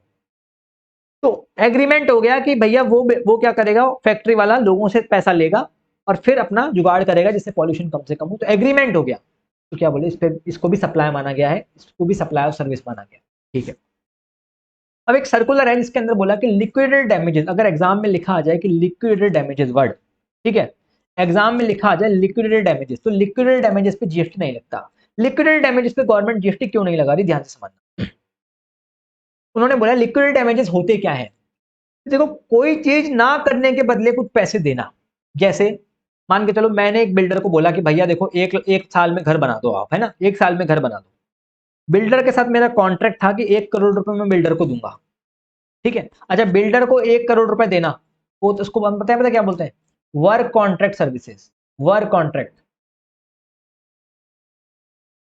कंपोजिट और मिक्स सप्लाई पे इसी में क्लैरिफिकेशन था वर्क कॉन्ट्रैक्ट का भी, कि सपोज करो मैं किसी को बिल्डर को पैसा दे रहा हूँ या किसी कॉन्ट्रैक्टर को पैसे दे रहा हूँ, बोल रहा हूँ मेरा घर बना दे, माल भी तेरा, मटेरियल भी तेरा, सर्विस भी तेरी बनाने की। अब इसको सप्लाई ऑफ गुड्स माने या सप्लाई ऑफ सर्विस, लॉ में लिखा हुआ है कि इसको सप्लाई ऑफ सर्विस मानना है। सपोज करो मैंने उसको 1 करोड़ रुपए दिए कॉन्ट्रैक्टर को, तू मेरा घर बना, मान के चलो गुड्स 90 लाख के लग रहे हैं, सर्विस 10 लाख की है, तो भी वो पूरा का पूरा 1 करोड़ सप्लाई ऑफ सर्विस मानेंगे। तो वर्क कॉन्ट्रैक्ट और रेस्टोरेंट को हमेशा सप्लाई ऑफ सर्विस ही मानना है, रेस्टोरेंट को और वर्क कॉन्ट्रैक्ट को सप्लाई ऑफ सर्विस ही मानना है। और बाकी कोई भी कंपोजिट सप्लाई का केस हो तो आपको प्रीडोमिनेंट एलिमेंट देखना पड़ेगा। वर्क कॉन्ट्रैक्ट और restaurant always supply of service, बाकी केस में आपको प्रीडोमिनेंट एलिमेंट देखना पड़ेगा, ये हमने इस चार्ट में दे रखा है। तो restaurant oblique outdoor catering always supply of service, work contract always supply of service, other composite supply as per section 8, वहां पे आपको प्रीडोमिनेंट एलिमेंट देखना पड़ेगा। तो अब हम कहां पे थे, लिक्विडेटेड डैमेजेस पे थे। अब लिक्विडेटेड डैमेजेस क्या कह रहा है, देखो मैंने बिल्डर को बोला कि भैया 1 साल में घर बना के दे दो, अब उसने नहीं दिया तो मैंने उसके ऊपर 1 लाख रुपए की पेनल्टी लगा दी, तो उस पेनल्टी पे कोई जीएसटी नहीं लगाया। गवर्नमेंट कह रही है कि आपका मेन जो एसेंस था ना, मेन जो काम था, आपने पेनल्टी इसलिए लगाई जिससे ओरिजिनल काम टाइम पे हो जाए, इसलिए डराने के लिए लगाई उसको पेनल्टी। आप कभी नहीं चाहते थे कि पेनल्टी लगे, आप कभी भी ये नहीं चाहते थे कि आपका घर लेट बने और आपको पेनल्टी लगानी पड़े, आपका दिल नहीं चाहता था वो, पर लगानी पड़ी। तो मेन हमारा ओरिजिनल पर्पस वो नहीं था, ओरिजिनल पर्पस ये नहीं था कि पेनल्टी से पैसा कमाए, नहीं। तो इस पे कोई, इसको कोई सप्लाई नहीं माना, लिक्विडेटेड डैमेज को कोई सप्लाई नहीं माना, ठीक है। सपोज करो गवर्नमेंट जैसे नीलामी करती है, ऑक्शन करती है, ऑक्शन में सब लोग पार्टिसिपेट करते हैं, तो गवर्नमेंट सबसे कुछ एडवांस अमाउंट जमा करवा लेती है कि भैया जो लोग भी ऑक्शन में पार्टिसिपेट करना चाहते हैं उनको एक एडवांस अमाउंट देना पड़ेगा। फिर जिस भी इंसान की बिड लगती है फाइनली, तो गवर्नमेंट बोलती है कि सपोज करो 50 लाख रुपए का कोई ऑक्शन था, 50 लाख रुपए कोई प्रॉपर्टी थी, गवर्नमेंट ने 2 लाख रुपए एडवांस ले लिए। अब गवर्नमेंट बोलेगी जिसकी भी बिड लगेगी कि भैया 48 लाख रुपीज दे, अब वो कह रहा है मैं नहीं दे रहा, बिड लगा के पीछे हट गया, तो अब ये गवर्नमेंट 2 लाख रुपीज का अमाउंट फोरफिट कर लेगी, फोरफीचर ऑफ अर्नेस्ट मनी। तो उसको भी सप्लाई नहीं माना, क्योंकि गवर्नमेंट ये कह रही है भैया हमारा इरादा कभी था ही नहीं ऐसा कि भैया ये बंदा पैसा नहीं दे, हम तो चाहते थे कि तू पैसा दे, अब तू गद्दार निकला तो क्या करे। इसको भी लिक्विडेटेड डैमेजेस, अगर डायरेक्टली लिखा हुआ क्वेश्चन में कि लिक्विडेटेड डैमेजेस, तो उसको सप्लाई, बाकी डायरेक्टली नहीं लिखा हुआ हो तो जो मैं एग्जांपल दे रहा हूं उसके बाहर कुछ नहीं पूछने वाला है, ठीक है, उसको तोड़ दिया, ठीक है। अगला पॉइंट क्या आता है, जैसे सपोज करो हमारा शरद अग्रवाल था, ठीक है। अब शरद को किसी ने बोला कि Sharad there is nobody at my place today, तो साथ में मूवी देखते हैं। अब शरद किसी के साथ पिक्चर देख रहा था, अब जिसके घर पे पिक्चर देख रहा था उसके घर पे बेल बजी, ट्रिंग ट्रिंग, गेट खोला, तो भाई जिसके भी घर पे पिक्चर देख रहा था उसके पिताजी आए हुए थे। पिताजी ने कहा कि शरद ये ले 50 लाख रुपए और आज के बाद शक्ल मत दिखाना, भूल जा कि ये कौन है। शरद ने कहा ओके, मैं नहीं जानता दीदी कौन है। तो 50 लाख रुपए जो शरद को मिले, क्या वो सप्लाई है? अरे नहीं भैया, कोई एग्रीमेंट थोड़ी हुआ था कि ये आएगा, मूवी देख रहा होगा, फिर उसके पिताजी आएंगे 50 लाख रुपए देंगे। It is just mayor flow of money. अगर आप कोई भी इंजरी या डैमेज पूरा करने के बदले में कोई भी पेनल्टी या कोई भी पैसा दिया जाता है, it is just mayor flow of money. उनके पिताजी के दिल पे चोट लगी थी इसलिए आपको पैसे दे दिए कि दूसरी बार से आप दिखो नहीं। It is just mayor flow of money. आप रास्ते चलते किसी की गाड़ी ठोक दिए और आप उसको 10,000 रुपए दे रहे हो कि भैया देख 10,000 रुपए ले निकल फटाफट। It is just mayor flow of money.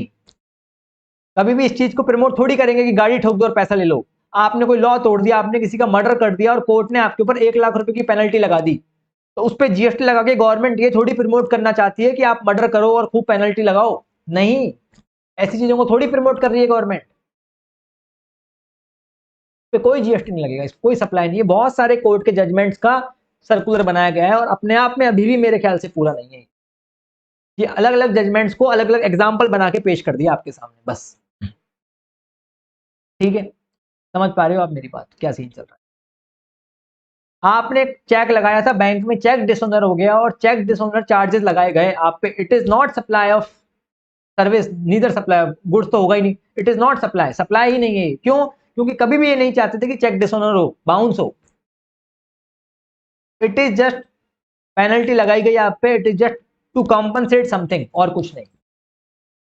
समझ रहे हो मेरी बात? ठीक है।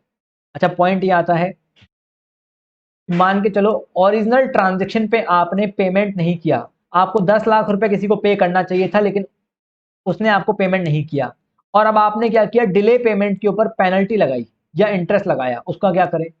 तो अगर ओरिजिनल ट्रांजैक्शन के ऊपर जीएसटी लग रहा है तो भैया ये तो कंपोजिट सप्लाई का पार्ट हो गया, तो इसके ऊपर भी जीएसटी लगेगा। अब जो इंटरेस्ट मिल रहा है आपको डिले पेमेंट के ऊपर, आप ये वैल्यूएशन चैप्टर में भी देखेंगे हम, अगर किसी पर्सन ने लेट पेमेंट किया और उसके कारण इंटरेस्ट ले रहा है, दैट इज सप्लाई। तो जितने केसेस हैं बस उतने ही पढ़ लो। ठीक है। कोई एम्प्लॉयर एम्प्लॉय का कॉन्ट्रैक्ट था, एम्प्लॉयर एम्प्लॉय का कॉन्ट्रैक्ट था, मान के चलो एम्प्लॉयर ने एम्प्लॉय को जल्दी निकाल दिया। ठीक है, जल्दी निकाल दिया, जल्दी निकालने के बदले में एम्प्लॉयर ने एम्प्लॉय को 3 लाख रुपए दे दिए कि भैया तेरे को चल जल्दी निकाल रहे नौकरी से, 3 लाख रुपए ले और निकल, इस पे कोई जीएसटी नहीं लगेगा। एम्प्लॉय ने जल्दी छोड़ दिया, बॉन्ड, कई कंपनियां बॉन्ड भरवाती हैं, बॉन्ड तोड़ दिया एम्प्लॉय ने कि भाई 3 साल मिनिमम रुकना था, इसने छोड़ दिया पहले ही, बॉन्ड तोड़ने के पैसे दिए, उस पर भी कोई जीएसटी नहीं है। ठीक है, उस पर भी कोई जीएसटी नहीं। तो अलग अलग एग्जाम्पल है, लेकिन इस एग्जाम्पल में एक अमाउंट टैक्सेबल भी है, कौन सा, बस वही ध्यान में रखना है, आपको उलझना नहीं है। A contract for lease for movable or immovable property may stipulate that lessee shall not terminate the lease। अब ये कोई कोर्ट का जजमेंट था तो उन्होंने कहा कि भैया ये टैक्सेबल है। जैसे आपने किसी को बोला कि हम 15 साल की लीज में आ जाते हैं, 20 साल की लीज, सपोज करो 20 साल की लीज में आ गए, कोई जमीन आपने मेरे को दे दी, अब मैं आपको 20 साल तक पैसा दूंगा, हर साल 10 लाख रुपए लीज मनी, और मैं 20 साल के लिए आपके साथ बंध गया, पर मैंने 2 साल बाद ही 3 साल बाद ही एग्रीमेंट तोड़ दिया और मैंने आपको एक भारी, इस तरह के कॉन्ट्रैक्ट में जनरली बहुत भारी अमाउंट की पेनल्टी होती है, और फिर मैंने पेनल्टी पे करी तो गवर्नमेंट ने कहा भैया इस केस में इस पेनल्टी को भी टैक्स लगाया। क्योंकि देखो मेन एसेंस क्या है, अगर मेन, अब इस वाले केस में क्या है, पेनल्टी बहुत ज्यादा अमाउंट की होती है जनरली, प्रैक्टिकली इन केसेस में पेनल्टी बहुत ज्यादा अमाउंट की होती है, तो सामने वाले को बोलता है ठीक है भैया लीज से इनकम नहीं आ रही तो तू पेनल्टी दे दे, तो कोर्ट का जजमेंट था कि भैया ये टैक्सेबल है। तो अगर ये वाला केस आ जाए लीज वाला तो आपको टैक्स लगा के आना है। अब आप बोलोगे ऐसे तो कोई सा भी केस आ सकता है, नहीं, यही केसेस आएंगे बस, ये वाला केस आ जाए तो टैक्सेबल है। अगर गवर्नमेंट ने एडवांस का पैसा रोक लिया, जैसे बिड लगाई आपने, तो नॉट टैक्सेबल हो गया। ठीक है, प्रॉपर्टी लेट बनी, डिले कंस्ट्रक्शन हुआ, नॉट टैक्सेबल हो गया। ठीक है, ये सब नॉट टैक्सेबल हो गए। समझ रहे हो मेरी बात? चेक डिसोनर हो गया, नॉट टैक्सेबल हो गया। लॉ तोड़ा आपने, नॉट टैक्सेबल हो गया। Forfeiture of salary, employer employ वाला केस है ना, बॉन्ड तोड़ा आपने, कोई टैक्सेबल नहीं हुआ। ये सब आपको देखना पड़ेगा, मतलब इतना ही ध्यान में रखना, डिटेल में नहीं जाना। आगे आता है कैंसिलेशन चार्जेस। कैंसिलेशन चार्जेस मतलब जैसे मान के चलो आपने फ्लाइट की टिकट बुक कराया, 10,000 रुपए का फ्लाइट का टिकट था, अब उस पर जीएसटी देगी फ्लाइट कंपनी, पर आपने टिकट कैंसिल करा लिया और फ्लाइट कंपनी आपको 7,000 रुपीज का रिफंड कर रही है, 3,000 रुपए अपने पास रख रही है। अब देखो, अगर 10,000 रुपए अगर आप फ्लाइट में चले जाते तो पूरे 10,000 पे जीएसटी लगता, आप नहीं गए, 7,000 का रिफंड आ गया, 3,000 पे अभी भी जीएसटी लगेगा।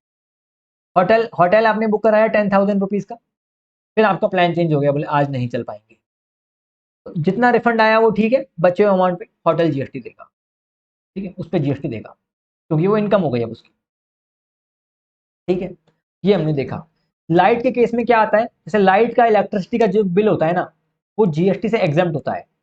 तो अगर मान के चलो हमने बिल जमा नहीं कराया और बिल के ऊपर लेट पेमेंट लग गया, तो भैया जब ओरिजिनल ट्रांजैक्शन पे जीएसटी नहीं है तो उसके लेट पेमेंट पे भी जीएसटी नहीं होगा। लाइट का बिल दो कंपोनेंट में आता है, फिक्स चार्जेस और वेरिएबल चार्जेस। फिक्स उतना इतना पैसा तो आएगा ही आएगा, और वेरिएबल चार्जेस मतलब डिपेंडिंग अपॉन योर कंजम्पशन। तो ना तो फिक्स चार्जेस पे जीएसटी लगेगा, ना ही वेरिएबल चार्जेस पे जीएसटी लगेगा, ना ही फिक्स चार्जेस पे जीएसटी लगेगा, ना ही वेरिएबल चार्जेस पे जीएसटी। ठीक है, आया समझ में आपको? तो ये केस दे रखे हैं। रेलवे का टिकट बुक कराया आपने, टिकट कैंसिल करा दिया, एसी का टिकट था आपका जिसपे जीएसटी लगता है, अब जितना भी अमाउंट रेलवे रिफंड कर देगा वो ठीक है, बचे हुए पे रेलवे जीएसटी जमा कराएगा, ठीक है। Clarification regarding applicability of GST on sale of land after levelling. Suppose करो आपने कोई जमीन बेची, तो आप बोलते हो लैंड एंड बिल्डिंग जीएसटी से बाहर है। अब लैंड एंड बिल्डिंग पे भी अगर हम आते हैं तो इस पे भी एक बात थी, देखो लैंड का मतलब क्या होता है, खाली जमीन, उसको हम लैंड बोलते हैं। बिल्डिंग का मतलब क्या होता है, जो बिल्डिंग बन गई जिसमें लोग रह रहे हैं। तो sale of land and building GST से बाहर है। लेकिन अब पोजीशन क्या है कि एक जमीन है जिसपे आधी अधूरी बिल्डिंग बनी हुई है, अंडर कंस्ट्रक्शन वाला केस चल रहा है। कंप्लीट कंस्ट्रक्टेड कब मानते हैं, जब होता है स्टेट गवर्नमेंट एक कंप्लीशन सर्टिफिकेट देती है कि हाँ भैया अब ये बिल्डिंग कंप्लीट हो चुकी है, उसी के बाद हम उसको कंप्लीट मानते हैं, जब वो कंप्लीशन सर्टिफिकेट मिल जाता है। अभी अधूरी बिल्डिंग है, ना तो वो जमीन है, लैंड है, ना ही वो बिल्डिंग है क्योंकि वो अंडर कंस्ट्रक्टेड है। तो गवर्नमेंट ने बोला कि अगर अंडर कंस्ट्रक्टेड बिल्डिंग में कोई भी चीज बिक रही है, फ्लैट बिक रहा है, कोई दुकान बिक रही है, तो उस पर जीएसटी लगेगा, जितना भी पैसा मिल गया उस पर जीएसटी लगेगा। Sale of under constructed unit तो सप्लाई ऑफ सर्विस है, और sale of completed unit negative list में आता है, उसको हम सप्लाई नहीं मानते, ठीक है। तो अब इन्होंने क्या बोला, अगर आप कोई जमीन बेच रहे हो, अगर आप कोई जमीन बेच रहे हो, ठीक है, तो जीएसटी से बाहर है। अब इन्होंने क्या लिखा, क्लैरिफिकेशन फालतू की है, कोई ज्यादा काम की नहीं है। अब इन्होंने क्या बोला कि आप जमीन कैसे बेच रहे हो, जमीन पहले उबड़ खाबड़ थी, आपने उसकी लेवलिंग करा दी, उसमें पाइपलाइन खुदवा दी, एक लाइट का कनेक्शन लगवा दिया, बिजली का कनेक्शन, लाइट और बिजली तो एक ही हो गई, लाइट का कनेक्शन लगवा दिया, पानी का कनेक्शन लगवा दिया, ये सब कर दिया आपने, बिल्कुल लैंड को सीधा कर दिया आपने, फिर बेच रहे हो। तो कह रहे भाई क्या हो गया इससे, जमीन तो जमीन होती है, अब तूने चाहे उसमें लाइट का कनेक्शन लगवा दिया और पानी का कनेक्शन लगवा दिया तो भी क्या हुआ, वो एग्जम्प्ट ही रहेगी। हाँ, अब आप कह रहे हो कि भाई गड्ढा खुदवाने में थोड़ा, जो भी गड्ढे खुदवाने के लिए हमने जेसीबी बुलवाई उस पर जीएसटी लगा, तो लग गया होगा, उस पर जीएसटी लगेगा। पाइपलाइन खुदवाने में जीएसटी लगा, या कुछ भी आपने काम करवाया उस पर जीएसटी लगा होगा, वो बात अलग है। पर जो जमीन आपने बेची उस पर तो जीएसटी नहीं लगेगा, ठीक है। अभी कुछ नए सर्कुलर आए, नए सर्कुलर क्या बोलते हैं ध्यान से देखना। Circular number 10, clarification on taxability of shares held in subsidiary company by the holding company. क्या बोलता है ये कि देखो जी, एक होल्डिंग कंपनी है, उसके पास उसने सब्सिडरी कंपनी में इन्वेस्ट कर रखा है, शेयर है, ठीक है। तो जो उसने शेयर होल्ड कर रखे हैं, तो क्या उस पर जीएसटी लगना चाहिए? आंसर इज नो, क्योंकि शेयर एंड सिक्योरिटीज जीएसटी के बाहर है। अब ये सर्कुलर आया ही क्यों फालतू सा? ये अमेंडमेंट का जो मेरा लेक्चर होगा, 1.5 घंटे का लेक्चर है, उसको देखेंगे आप, उससे क्लियर हो जाएगा। पर प्राइमा फेसी अगर ये सर्कुलर नहीं भी आता और मैं आपसे सवाल पूछता तो आप ना ही बोलते, कुछ नहीं है। तो अगर होल्डिंग कंपनी ने सब्सिडरी कंपनी में कोई शेयर होल्ड कर रखे हैं, उस पर कोई जीएसटी नहीं लगेगा, ठीक है। अगला सवाल ये आता है, clarification whether services provided by director of a company in his personal capacity such as renting of immovable property to the company और बॉडी कॉर्पोरेट। भैया ये आरसीएम, इसमें सप्लाई और आरसीएम दोनों इन्वॉल्व है, तो जब मैं आरसीएम का रिविजन लूंगा ना तब आपको समझाऊंगा। और मैं आपको एक बात बताऊं, ये पता नहीं कैसा सर्कुलर निकाला है, फ्यूचर में इसका भी क्लैरिफिकेशन आएगा, ये अपने आप में अधूरा है, तो क्या है एक्चुअल में वो भी मैं आपको बताऊंगा, क्या होना चाहिए वो सब मैं आपको बताऊंगा। पर ये आरसीएम चैप्टर के अंदर चर्चा होगी, क्योंकि इसके अंदर रेंटिंग ऑफ इमूवेबल प्रॉपर्टी का कॉन्सेप्ट पहले समझाना पड़ेगा, फिर हम इस पॉइंट पे आएंगे। अगला पॉइंट देखो, clarification whether supply of food and beverages in cinema hall is taxable as restaurant services. इसका मतलब क्या है, सुनिएगा मेरी बात। आप जब मूवी का टिकट बुक कराते हैं, अब टिकट के साथ ऑप्शन आता है कि आपको ये पॉपकॉर्न लेना है कि नहीं लेना, क्योंकि हम स्किप कर देते हैं। अगर आप टिकट के साथ पॉपकॉर्न भी ले लेते हो तो वो कंपोजिट सप्लाई का पार्ट मान लिया जाएगा, और जो टिकट की रेट है उसी रेट पे पॉपकॉर्न पे भी जीएसटी लग जाएगा। और अगर आप टिकट के साथ नहीं लेते हो, अंदर जाके समोसा पॉपकॉर्न लेते हो, तो नॉर्मल इंडिपेंडेंट सप्लाई माना जाएगा, फिर ये कंपोजिट सप्लाई नहीं माना जाएगा, और नॉर्मल जो टैक्स लगेगा वही लगेगा, बस नॉर्मल जो टैक्स लगेगा वही लगेगा, यही बात लिखी हुई। तो अगर टिकट कराते टाइम भी बुक करा लिया तो कंपोजिट सप्लाई हो गया। तो प्रिंसिपल सप्लाई क्या थी, मूवी टिकट पे जो जीएसटी की रेट है उसी से पॉपकॉर्न और समोसा भी हो जाएगा। अलग से लोगे तो independent supply, no composite supply, बात खत्म, सेपरेट ट्रांजेक्शन। ठीक है, आगे देखो,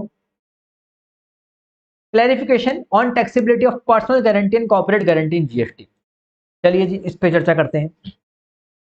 personal guarantee and corporate guarantee, इस बुक में कंप्लीट अमेंडमेंट इन्वॉल्व है, बस एक नया आरसीएम ऑफ गुड्स वो इंस्टीट्यूट ने नया ला दिया। अब भैया जब हमने ये बुक बनाई तब हमने सारे अमेंडमेंट डाल दिए, टेरिटरी अपडेट तो बहुत बाद में आई इंस्टीट्यूट की। आरसीएम ऑफ गुड्स पहले भी था, तो ऐसा थोड़ी कि जीएसटी काउंसिल ही पहली बार लाया हो आरसीएम ऑफ गुड्स, वो तो पहले भी था, पर इंस्टीट्यूट ने पहली बार लाया। तो कुछ भी नहीं है, एक पेज की लिस्ट है, तो वो हमारी बुक में नहीं है और किसी की बुक में भी नहीं मिलेगी आपको, क्योंकि सपने थोड़ी आ रहे थे कि इंस्टीट्यूट आरसीएम ऑफ गुड्स ले आएगा, कोई अमेंडमेंट थोड़ी है। तो उसका मैं पीडीएफ आपको जब आरसीएम का रिवीजन लूंगा तब मैं डाल दूंगा, बाकी इस बुक में सब कवर्ड है। ठीक है, बाकी सब कुछ कवर्ड है, टोटल अमेंडमेंट एक एक। Clarification on taxability of personal guarantee and corporate guarantee in GST. अब ये क्या बोलता है, personal guarantee and corporate guarantee,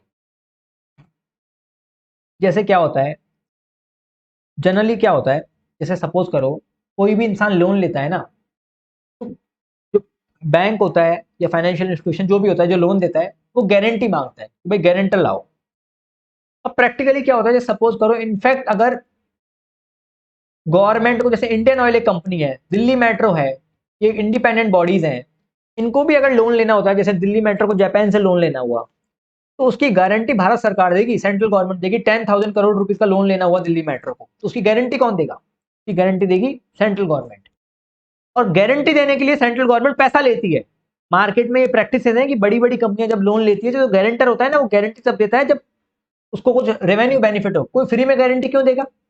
ठीक है, अब क्या हो रहा था कि जैसे मान के चलो एक कंपनी है, उसको लोन लेना हो और डायरेक्टर गारंटी दे रहा है। कौन सी गारंटी दे रहा है, पर्सनल गारंटी दे रहा है। पर्सनल गारंटी मतलब अगर एक कंपनी वाला पैसा ना चुकाए तो मेरी गाड़ी ले जाना, मेरे कपड़े ले जाना, मेरा घर ले जाना, पर्सनल गारंटी दे रहा है। ठीक है, फ्री में दे रहा है, विदाउट कंसिडरेशन। तो जीएसटी काउंसिल कह रहा है कि भैया ये फ्री में कैसे दे रहा है, डायरेक्टर और कंपनी तो रिलेटेड पर्सन हो गए, और फ्री में अगर दे रहा है इसका मतलब ये माना जाएगा कि रिलेटेड पर्सन विदाउट कंसिडरेशन दे रहा है। तो शेड्यूल 1 पैरा 2 के प्रोविजन जीएसटी डिपार्टमेंट के घूमने लग गए। डिपार्टमेंट वाले क्या करने लगे, शेड्यूल 1 पैरा 2 फ्री में कैसे दे रहा है, डायरेक्टर कंपनी को, रिलेटेड पर्सन है इसलिए दे रहा है। डिपार्टमेंट कह रहा है भैया इसका वैल्यू निकालो वैल्यूएशन के रूल नंबर 28 के हिसाब से। लेकिन आरबीआई का एक सर्कुलर है और उस सर्कुलर के अंदर ऐसा लिखा हुआ है, आरबीआई का एक सर्कुलर है और उस सर्कुलर के अंदर ऐसा लिखा हुआ है कि कोई भी डायरेक्टर अगर कंपनी को पर्सनल गारंटी दे रहा है तो उसके बदले कंपनी पैसा नहीं देगी डायरेक्टर को। ऐसा आरबीआई ने सर्कुलर निकाल रखा है। क्यों निकाल रखा है, क्योंकि देखो आरबीआई को लगता है कि भाई हम लोन दे रहे हैं कंपनी को, पता चला कंपनी की गुडविल ही खराब है, कंपनी की मार्केट वैल्यू नहीं है, कंपनी इतनी केपेबल ही नहीं है, पर गारंटर मिल गया, इस कारण से बैंक को लोन देना पड़ा। तो भाई आरबीआई चाहता था कि कोई पैसों के इन्फ्लुएंस में आके गारंटी ना दे दे, जिससे बैंकों को नुकसान ना हो। कोई भाई पैसों के इन्फ्लुएंस में आके गारंटी दे रहा है इस चक्कर में, तो आरबीआई ने सर्कुलर निकाल रखा है कि कोई भी चीज पैसे देना अलाउ नहीं है। अपनी इच्छा से डायरेक्टर देना चाह रहा है तो ठीक है, पर कंपनी डायरेक्टर को बोल रही है कि नहीं नहीं तू पैसा ले ले हमसे, पर गारंटी दे दे, लोन लेना बहुत जरूरी है। तो आरबीआई को डर है कि भैया कहीं पैसा नुकसान ना हो जाए, तो आरबीआई ने सर्कुलर निकाल रखा है कि कोई भी डायरेक्टर को पैसा नहीं देगी कंपनी। तो सवाल ये आता है कि जीएसटी डिपार्टमेंट वैल्यूएशन के हिसाब से वैल्यू निकाल रहा है इसकी रूल 28 के हिसाब से। तो इस सर्कुलर में ये दे रखा है कि जब आरबीआई ने कह दिया कि इसकी वैल्यू 0 है, इस पे कोई पैसा नहीं मिलेगा, तो जीएसटी डिपार्टमेंट वैल्यू कैसे निकाल रहा है, जब वैल्यू 0 है तो वैल्यू कैसे निकाल रहा है जीएसटी डिपार्टमेंट। तो इस तरह की जो गारंटी जो फ्री में दे रहा है डायरेक्टर कंपनी के लिए, उस पर कोई जीएसटी नहीं लगेगा, क्योंकि इसकी वैल्यू ही 0 मानी जाएगी, चाहे आप रूल 28 लगा लो तो भी इसकी वैल्यू 0 मानी जाएगी, क्योंकि ऐसा आरबीआई ने कह दिया, ऐसा आरबीआई ने कह दिया। ठीक है, समझ में आया आप? क्लियर है? बाकी इसके अमेंडमेंट में काफी डिटेल में चर्चा होगी। Taxability of corporate guarantee. Corporate guarantee क्या बोलता है, ध्यान से सुनना। सपोज करो अभी डायरेक्टर क्या कर रहा है, कॉर्पोरेट गारंटी दे रहा है, पर्सनल गारंटी नहीं दे रहा, कॉर्पोरेट गारंटी दे रहा है। ठीक है, मतलब डायरेक्टर नहीं, सॉरी, मतलब कोई इंसान, कोई एक कंपनी लोन ले रही है तो दूसरी कंपनी क्या कर रही है, गारंटी दे रही है उसकी। एक कंपनी लोन ले रही है, दूसरी कंपनी गारंटी दे रही है, कॉर्पोरेट गारंटी। अब पहले वाला केस तो क्या था, डायरेक्टर पर्सनल गारंटी दे रहा है, अभी क्या है, एक कंपनी लोन ले रही है, दूसरी कंपनी गारंटी दे रही है, कॉर्पोरेट गारंटी। तो ये तो होता है मार्केट में, और कोई भी फ्री में नहीं देता, पैसे लगते हैं इसके। ठीक है, तो अगर इन केस होल्डिंग कंपनी जैसे सब्सिडरी कंपनी लोन ले रही है और होल्डिंग कंपनी उसकी गारंटी दे रही है, तो इसलिए तो दे रही है, फ्री में दे रही है, क्योंकि रिलेटेड हो गए होल्डिंग सब्सिडी।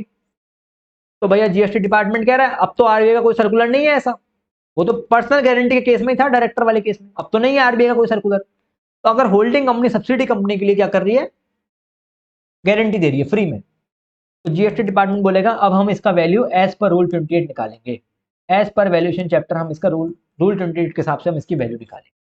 ये लिखा हुआ है इसके, ये लिखा हुआ है सर्कुलर। समझ में आया आपको सर्कुलर? ये नया क्लैरिफिकेशन समझ में आया? ठीक है, आगे देखो, लिक्विडेटेड डैमेज वाला भी क्लियर हुआ आपको। अब हम आते हैं clarification regarding cost petroleum. Cost petroleum का क्या सर्कुलर है, ध्यान से देखना, ये भी इंपॉर्टेंट है, आईटीसी में एक क्वेश्चन है इसका, जिससे कई बार क्वेश्चन पूछ लेते हैं। ठीक है, कॉस्ट पेट्रोलियम में क्या लिखा हुआ है, जैसे मान के चलो कि एग्जांपल मैं वही लेता हूं जो क्लास में ले था, कि रिलायंस है, रिलायंस को समंदर के नीचे से तेल निकालना आता है, और समंदर किसका, समंदर सरकार का, समंदर है सरकार का, पानी, और रिलायंस को समुद्र के नीचे से तेल निकालना आता है। तो आपको पता है कस्टम में आप पढ़ोगे 12 नॉटिकल माइल तक, 12 नॉटिकल माइल तक हम तेल वगैरह निकाल सकते हैं। वैसे इंडिया 200 नॉटिकल माइल तक हम तेल निकाल सकते हैं, वैसे इंडिया 12 नॉटिकल माइल तक होता है, लेकिन तेल निकालने की पावर हमारे पास 200 नॉटिकल माइल तक होती है। ठीक है, अब रिलायंस क्या कर रहा है, तेल निकाल रहा है, गवर्नमेंट और रिलायंस, गवर्नमेंट ने रिलायंस को क्या कर दिया, ऑथराइज कर दिया, लाइसेंस दे दिया कि भैया आप निकालो तेल, कोई दिक्कत की बात नहीं। खूब खर्चा होता है इस प्रोसेस में। अब सपोज करो तेल निकालने के बाद जितना भी रेवेन्यू आया, तो गवर्नमेंट सबसे पहले रिलायंस को क्या बोलेगी कि अपने रेवेन्यू में से टोटल कॉस्ट लेस कर लो, सबसे रेवेन्यू में से टोटल कॉस्ट लेस कर लो। अब जितना भी प्रॉफिट आया, प्रॉफिट पेट्रोलियम, उस प्रॉफिट को आप और हम बांट लेते हैं, जो भी टर्म्स हमारे बीच में सेट रहे होंगे। तो अब ये इस प्रॉफिट को जो डिस्ट्रीब्यूट कर रहे हैं उस पर कोई जीएसटी नहीं लगेगा। ये भैया ये कोई वैसा नहीं है कि इन दोनों के बीच में कोई, ये तो साथ में मिलकर काम कर रहे हैं, कोई भी किसी के अंडर में काम नहीं कर रहा है, साथ में मिलकर काम कर रहे हैं। ठीक है, तो ऐसा नहीं कोई किसी के लिए काम कर रहा है, कोई सप्लायर है, कोई रिसीवर, ऐसा कुछ नहीं है। जितना भी प्रॉफिट है उसको दोनों बांट रहे हैं, उस पर कोई जीएसटी नहीं है, बात खत्म। ठीक है, बस इतनी सी बात है। ठीक है, तो cost petroleum is not taxable. पहले जितना भी रेवेन्यू आया उसमें से कॉस्ट हटा लो, जो भी बच गया प्रॉफिट उसको बांट रहे हैं, उस कोई जीएसटी नहीं। ठीक है जी, clarification regarding moulds and dies. Moulds and dies का क्लैरिफिकेशन है, मान के चलो कि मैं गाड़ी बनाता हूँ, एकेजी व्हील्स मेरी कार की कंपनी है, मैं इंजन किसी से बनवाता हूँ, इंजन किससे बनवाता हूँ, सोहम से। मैं क्या बनवाता हूँ, इंजन बनवाता हूँ। सोहम क्या करती है, इंजन बनाती है हमारे। अब मैं सारे पार्ट सोहम को दे देता हूँ इंजन असेंबल करने के लिए, साथ में मैं क्या करता हूँ, moles and dice, tools, nuts वगैरह ये भी दे देता हूँ। मैंने कहा हाँ भाई सोहम, इनको रख लो, लगाते रहना इंजन में। अब सपोज करो थोड़े से बच गए सोहम के पास, मैंने सोहम को दे दिए, फ्री में दिए होंगे ना, भाई मेरे लिए काम कर रही है, मेरे को लगा के वापस दे दी। अब थोड़े से टूल्स बच गए, अब सरकार कह रही है कि इस पर जीएसटी लगाओ। मैं कह रहा हूं क्यों लगाऊं जीएसटी, सोहम कौन सी मेरी रिलेटेड पर्सन है, मेरी रिलेटेड पर्सन है क्या, ये अनरिलेटेड पर्सन है मेरी, मैं इसको फ्री में कुछ भी दूं, तुम कैसे लगा रहे हो जीएसटी। तो क्लैरिफिकेशन आया कि भाई moulds and dies owned by original equipment manufacturer, original equipment manufacturer मतलब मैं, एकेजी व्हील्स, मैंने फ्री ऑफ कॉस्ट दिए, इसको दिए कंपोनेंट मैन्युफैक्चरर को, क्या भैया आप बनाओ। तो वो कौन सा मेरा रिलेटेड पर्सन है, डिस्टिंक्ट पर्सन है, कोई जीएसटी नहीं लगेगा, कोई जीएसटी नहीं लगेगा। Clarification regarding retreating of tyre, फालतू सर्कुलर है कि अगर आप किसी पुराने टायर पे कोई ट्रीटमेंट कर रहे हो, टायर पे कोई ट्रीटमेंट करना is supply of service, tyre ही बेच देना इज सप्लाई ऑफ गुड्स। तो अगर आप कोई टायर पे कोई काम करके उस टायर को ही बेच रहे हो, that is supply of good. और खाली टायर पे कोई काम कर रहे हो बस normal, that is supply of service. Clarification regarding servicing of car, आप गाड़ी की सर्विस करवाते हो, that is supply of service only. Car में कोई छोटा मोटा पार्ट खराब हो गया, गाड़ी एक्टिवा जो भी, उसका छोटा मोटा कोई पार्ट खराब हो गया नॉर्मल, तो उस that is like okay only. अब उसको आप एक ही बिल बनाया, जैसे सपोज करो 1000 रुपए सर्विस के लगते हैं, 200 रुपए का 100 रुपए का कोई पार्ट खराब हो गया जो कि होता रहता है, एक ही बिल बनाया, तो उसको कंपोजिट सप्लाई में सप्लाई ऑफ सर्विस ही माना जाएगा। छोटा मोटा अगर कुछ चेंज भी हो गया, पर कोई बड़ा पार्ट चेंज हो गया, उसका अलग से बिल मिला आपको, तो फिर वो एक सेपरेट ट्रांजेक्शन माना जाएगा, depending upon the case to case. तो नीचे इन्होंने भी ये लाइन लिखी है कि डिपेंड करता है case to case, case to case depend करता है। प्रिंटिंग कॉन्ट्रैक्ट टेनेंसी राइट वाला सर्कुलर मैंने आपको बता ही दिया। पहला सर्कुलर क्या बोलता है, some important and relevant clarification, ये ऐसा बोलता है, ठीक है, सुनना मेरी बात। जैसे मान के चलो मार्केट में स्कीम होती है, एक शर्ट के साथ एक शर्ट फ्री, 2000 रुपए की एक शर्ट थी और वो बंदा कह रहा है एक के साथ एक फ्री, मतलब 2000 में दो। तो गवर्नमेंट पता है क्या कह रही है, जैसे लेट्स सपोज 2000 रुपए में दो शर्ट आ गई,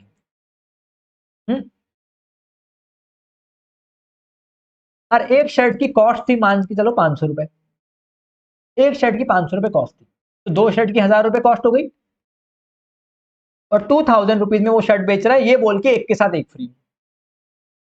तो गवर्नमेंट कह रही है भाई एक शर्ट तो तू फ्री में दे रहा है, फ्री में दे रहा है तो एक शर्ट की आईटीसी मत ले, फिर 500 रुपए की आईटीसी ले चल, ठीक है। तो एक शर्ट तो फ्री में दे रहा है, तो उस पर कोई जीएसटी भी नहीं आया तो आईटीसी मत ले। ये कह रहा है अरे कोई फ्री में नहीं दे रहा, ये मेरी मार्केटिंग स्ट्रेटेजी है, कि मैं पैसों में दे रहा हूं तो मेरे को आईटीसी दोनों की दो, ये कोई फ्री की नहीं दे रहा मैं, ये मेरी स्कीम है, मार्केटिंग स्कीम, समझते नहीं हो आप लोग, ठीक है। यही बात इस सर्कुलर में लिखी, यही बात इस सर्कुलर में लिखी, ठीक है। हमने सारे सर्कुलर सारे क्लैरिफिकेशन सब पढ़ डाले। अब हम आते हैं लास्ट शेड्यूल 3 में, शेड्यूल 3 जिसको हम नेगेटिव लिस्ट बोलते हैं, जो ना तो गुड्स है ना सर्विस है, चाहे कितना ही सप्लाई की डेफिनेशन में आ रहा हो, कुछ भी आ रहा हो, इसको सप्लाई ही नहीं माना। जीएसटी की बात तो छोड़ो, सप्लाई नहीं माना। देखो दो बातें होती है, एक तो होता है जीएसटी लेवी होना, सप्लाई होगा तो जीएसटी लेवी होगा, फिर एग्जम्पशन मिलना। तो सप्लाई होगा तो ही तो एग्जम्पशन मिलेगी, इनकम होगी तो ही तो डिडक्शन मिलेगी। ये बोल रहा है सप्लाई ही नहीं है, मतलब इनकम ही नहीं है, जीएसटी लेवी ही नहीं हो रहा है, ऐसे कौन कौन से केसेस है वो देख लेते हैं। एम्प्लॉयर एम्प्लॉय वाला केस नेगेटिव लिस्ट में आ जाएगा, ठीक है। एम्प्लॉय को कोई पर्क्स वगैरह मिल रहे हैं, इंसेंटिव मिल रहा है, तो वो भी सैलरी का पार्ट माना जाएगा, गिफ्ट नहीं माना जाएगा। कोर्ट या tribunal, high court supreme court, ये अपनी कोई सर्विसेज देते हैं, इसके बदले पैसा चार्ज करते हैं, कोर्ट की फीस होती है, वो भी जीएसटी से बाहर एकदम। ट्रिब्यूनल, यहाँ पे आर्बिट्रल ट्रिब्यूनल नहीं आएगा, आर्बिट्रल ट्रिब्यूनल नहीं मिलेगा, खाली ट्रिब्यूनल लिखा हुआ है, ठीक है। एमपी एमएलए अगर अपने कोई फंक्शन दे, एमपी एमएलए कोई सर्विस दे रहा है, तो वो भैया वो तुम्हारा काम है, उस पर कोई सप्लाई नहीं है। पर एमपी अपना होटल खोल के बैठा है तो फिर बात अलग है, उस पर तो लगेगा जीएसटी। कोई कॉन्स्टिट्यूशनल पोस्ट लेके बैठा है, आरबीआई का गवर्नर, उस पर भी कोई, उसको जो भी पैसा मिल रहा है उस पर कोई जीएसटी नहीं, कोई सप्लाई नहीं, ठीक है। कोई इंसान चल बसा, फ्यूनरल सर्विसेज, किसी की डिसीज हो गया, मर गया बेचारा, उसका मॉर्चरी सर्विसेज, उसको एम्बुलेंस से लाना ले जाना, वो जीएसटी के बाहर, कम से कम मरे हुए पे तो जीएसटी मत लगाओ। Sale of land and building, land and building GST से बाहर है, सब्जेक्ट टू पैरा 5B, मतलब अगर कोई अंडर कंस्ट्रक्टेड बिल्डिंग है तो उसको सप्लाई ऑफ सर्विस बोला था।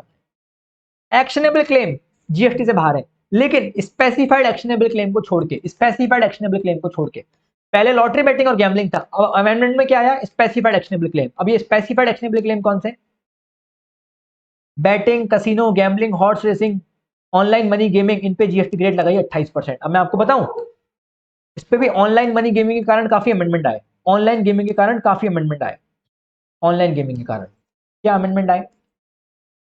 जीएसटी डिपार्टमेंट ने क्या करा, गवर्नमेंट ने क्या करा, ऑनलाइन गेमिंग पे जीएसटी लगाना चाहा और ऑनलाइन गेमिंग को एक्शनेबल क्लेम में डाल दिया।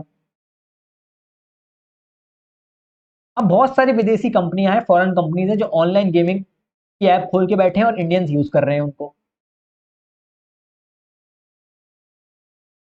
अब इन्होंने क्या करा, ऑनलाइन गेमिंग को एक्शनेबल क्लेम में डाल दिया। एक्शनेबल क्लेम का मतलब होता है सप्लाई ऑफ गुड्स। तो इसका मतलब आप गुड्स इंपोर्ट कर रहे हो, इंपोर्ट ऑफ गुड्स हो रहा है। अगर आप फॉरेन में कोई कंपनी है, उस बैठे बैठे आप एक्शनेबल क्लेम, आप फॉरेन में कोई कंपनी है, इंडिया में बैठ के ऑनलाइन गेमिंग की सर्विसेज ले रहे हो, मैं सर्विस बोल रहा हूं लेकिन कहने के लिए सर्विस नहीं हुई ना, एक्शनेबल क्लेम में डाल दिया। एक्शनेबल क्लेम तो गुड्स में आते हैं, तो आप ऑनलाइन गेम खेल रहे हो और उनको पेमेंट कर रहे हो, तो भाई देखा जाए तो गुड्स हो गए, तो क्योंकि एक्शनेबल क्लेम की डेफिनेशन गुड्स के हिसाब से तो एक्शनेबल क्लेम गुड्स में आने चाहिए। तो भाई या तो इंपोर्ट ऑफ गुड्स पे तो फिर कस्टम ड्यूटी लगनी चाहिए, ये तो कस्टम ड्यूटी अट्रैक्ट होनी चाहिए। समझ नहीं आ रहा था क्या करें इसका, ये काफी टाइम से डिस्कशन चल रहा था, ऐसा नहीं कि आज ही लेके आए, चर्चा में था कि करें तो कैसे करें, एक्शनेबल क्लेम में डाल लेंगे तो दिक्कत हो रही थी।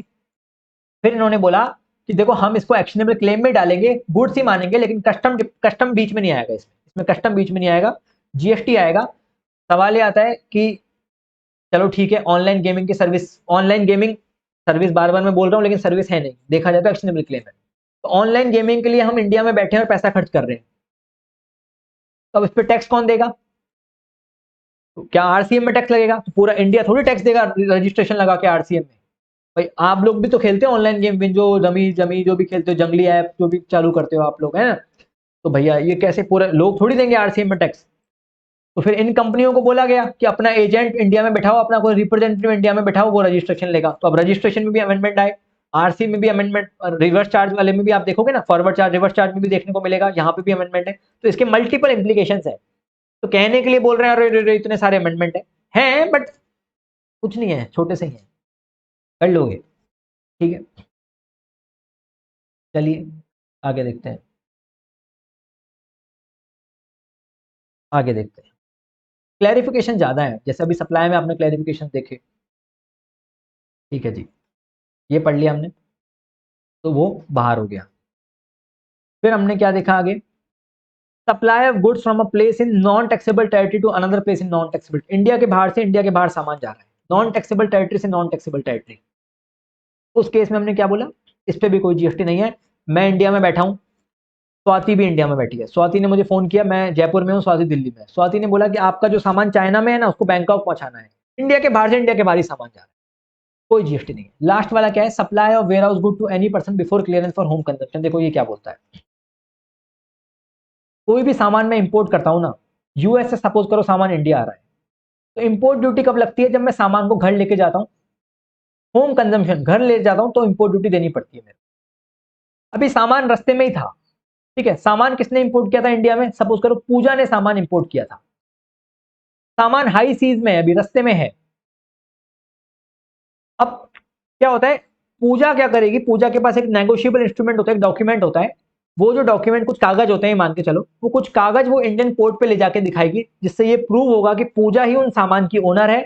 जब वो कागज दिखाएगी तो मान लिया जाएगा कि पूजा इन सामान की मालकिन है, ओनर है, और पूजा फिर कस्टम ड्यूटी पे करेगी, तो सामान उसको घर ले जाने दे देते हैं। बट पूजा को लगा कि यार उसके पास पैसे देने के लिए है नहीं कस्टम ड्यूटी के लिए, पूजा ने सामान किसको दिया, मेरे को बेच दिया, बोले आप ले लो इस सामान। तो पूजा ने मेरे को जो सामान बेचा ना, उस पर जीएसटी नहीं लगेगा, क्यों? क्योंकि अब वो डॉक्यूमेंट पूजा ने मेरे को दे दिया, और मैं कस्टम डिपार्टमेंट के पास जाऊंगा और वो डॉक्यूमेंट दिखाऊंगा, और फिर मैं क्या करूंगा, सामान छुड़वा के लाऊंगा। तो कस्टम डिपार्टमेंट क्या मेरे से लेगा, कस्टम ड्यूटी लेगा, और कस्टम ड्यूटी के ऊपर जीएसटी भी लगता है। तो अगर इस ट्रांजेक्शन पे गवर्नमेंट जीएसटी लगा देती तो मेरे ऊपर डबल डबल जीएसटी लग जाता। तो मैं जो पूजा को पैसा दे रहा हूं उस पर जीएसटी, और उसी सामान पे मैं कस्टम ड्यूटी पे कर रहा हूं और उस पर भी जीएसटी दूंगा, तो इसलिए गवर्नमेंट ने इसको बाहर रखा। सेम दूसरा केस क्या है, पूजा ने सामान इंपोर्ट तो कर लिया लेकिन वेयर हाउस में रख दिया, वेयर हाउस में सामान रखने में भी ड्यूटी नहीं लगती, वेयर हाउस से घर ले जाते हो तब ड्यूटी लगती है। अब वेयर हाउस में पड़ा हुआ था पूजा का सामान, पूजा ने मेरे को दे दिया, तो जितने में पूजा ने मेरे को दिया उस पर भी जीएसटी नहीं लगेगा, क्यों? क्योंकि मैं वापस से कस्टम डिपार्टमेंट के पास जाऊंगा, सामान छुड़वा के लाऊंगा, तो वो डबल डबल जीएसटी हो जाता, वो आप कस्टम में समझोगे और डिटेल में जाके, ठीक है। चलिए यहाँ पे आपका सप्लाई का रिवीजन खत्म होता है, थोड़ा सा स्ट्रेच हो गया, प्लान था 1.5 घंटे में खत्म कर दें, लेकिन थोड़ा सा ज्यादा चला गया क्योंकि काफी सर्कुलर्स भी नए ऐड हो गए थे और ऑनलाइन गेमिंग वगैरह की बात करी, और जितनी जल्दी हो सकता था कराया, और काफी डिटेल में कराया। पसंद आया हो आपको वीडियो तो लाइक जरूर करना और कमेंट बॉक्स में बताना कि कैसा लगा आपको, ठीक है। चलिए thanks a lot, bye bye, मिलते हैं अगले रिवीजन के साथ, थैंक यू सो मच।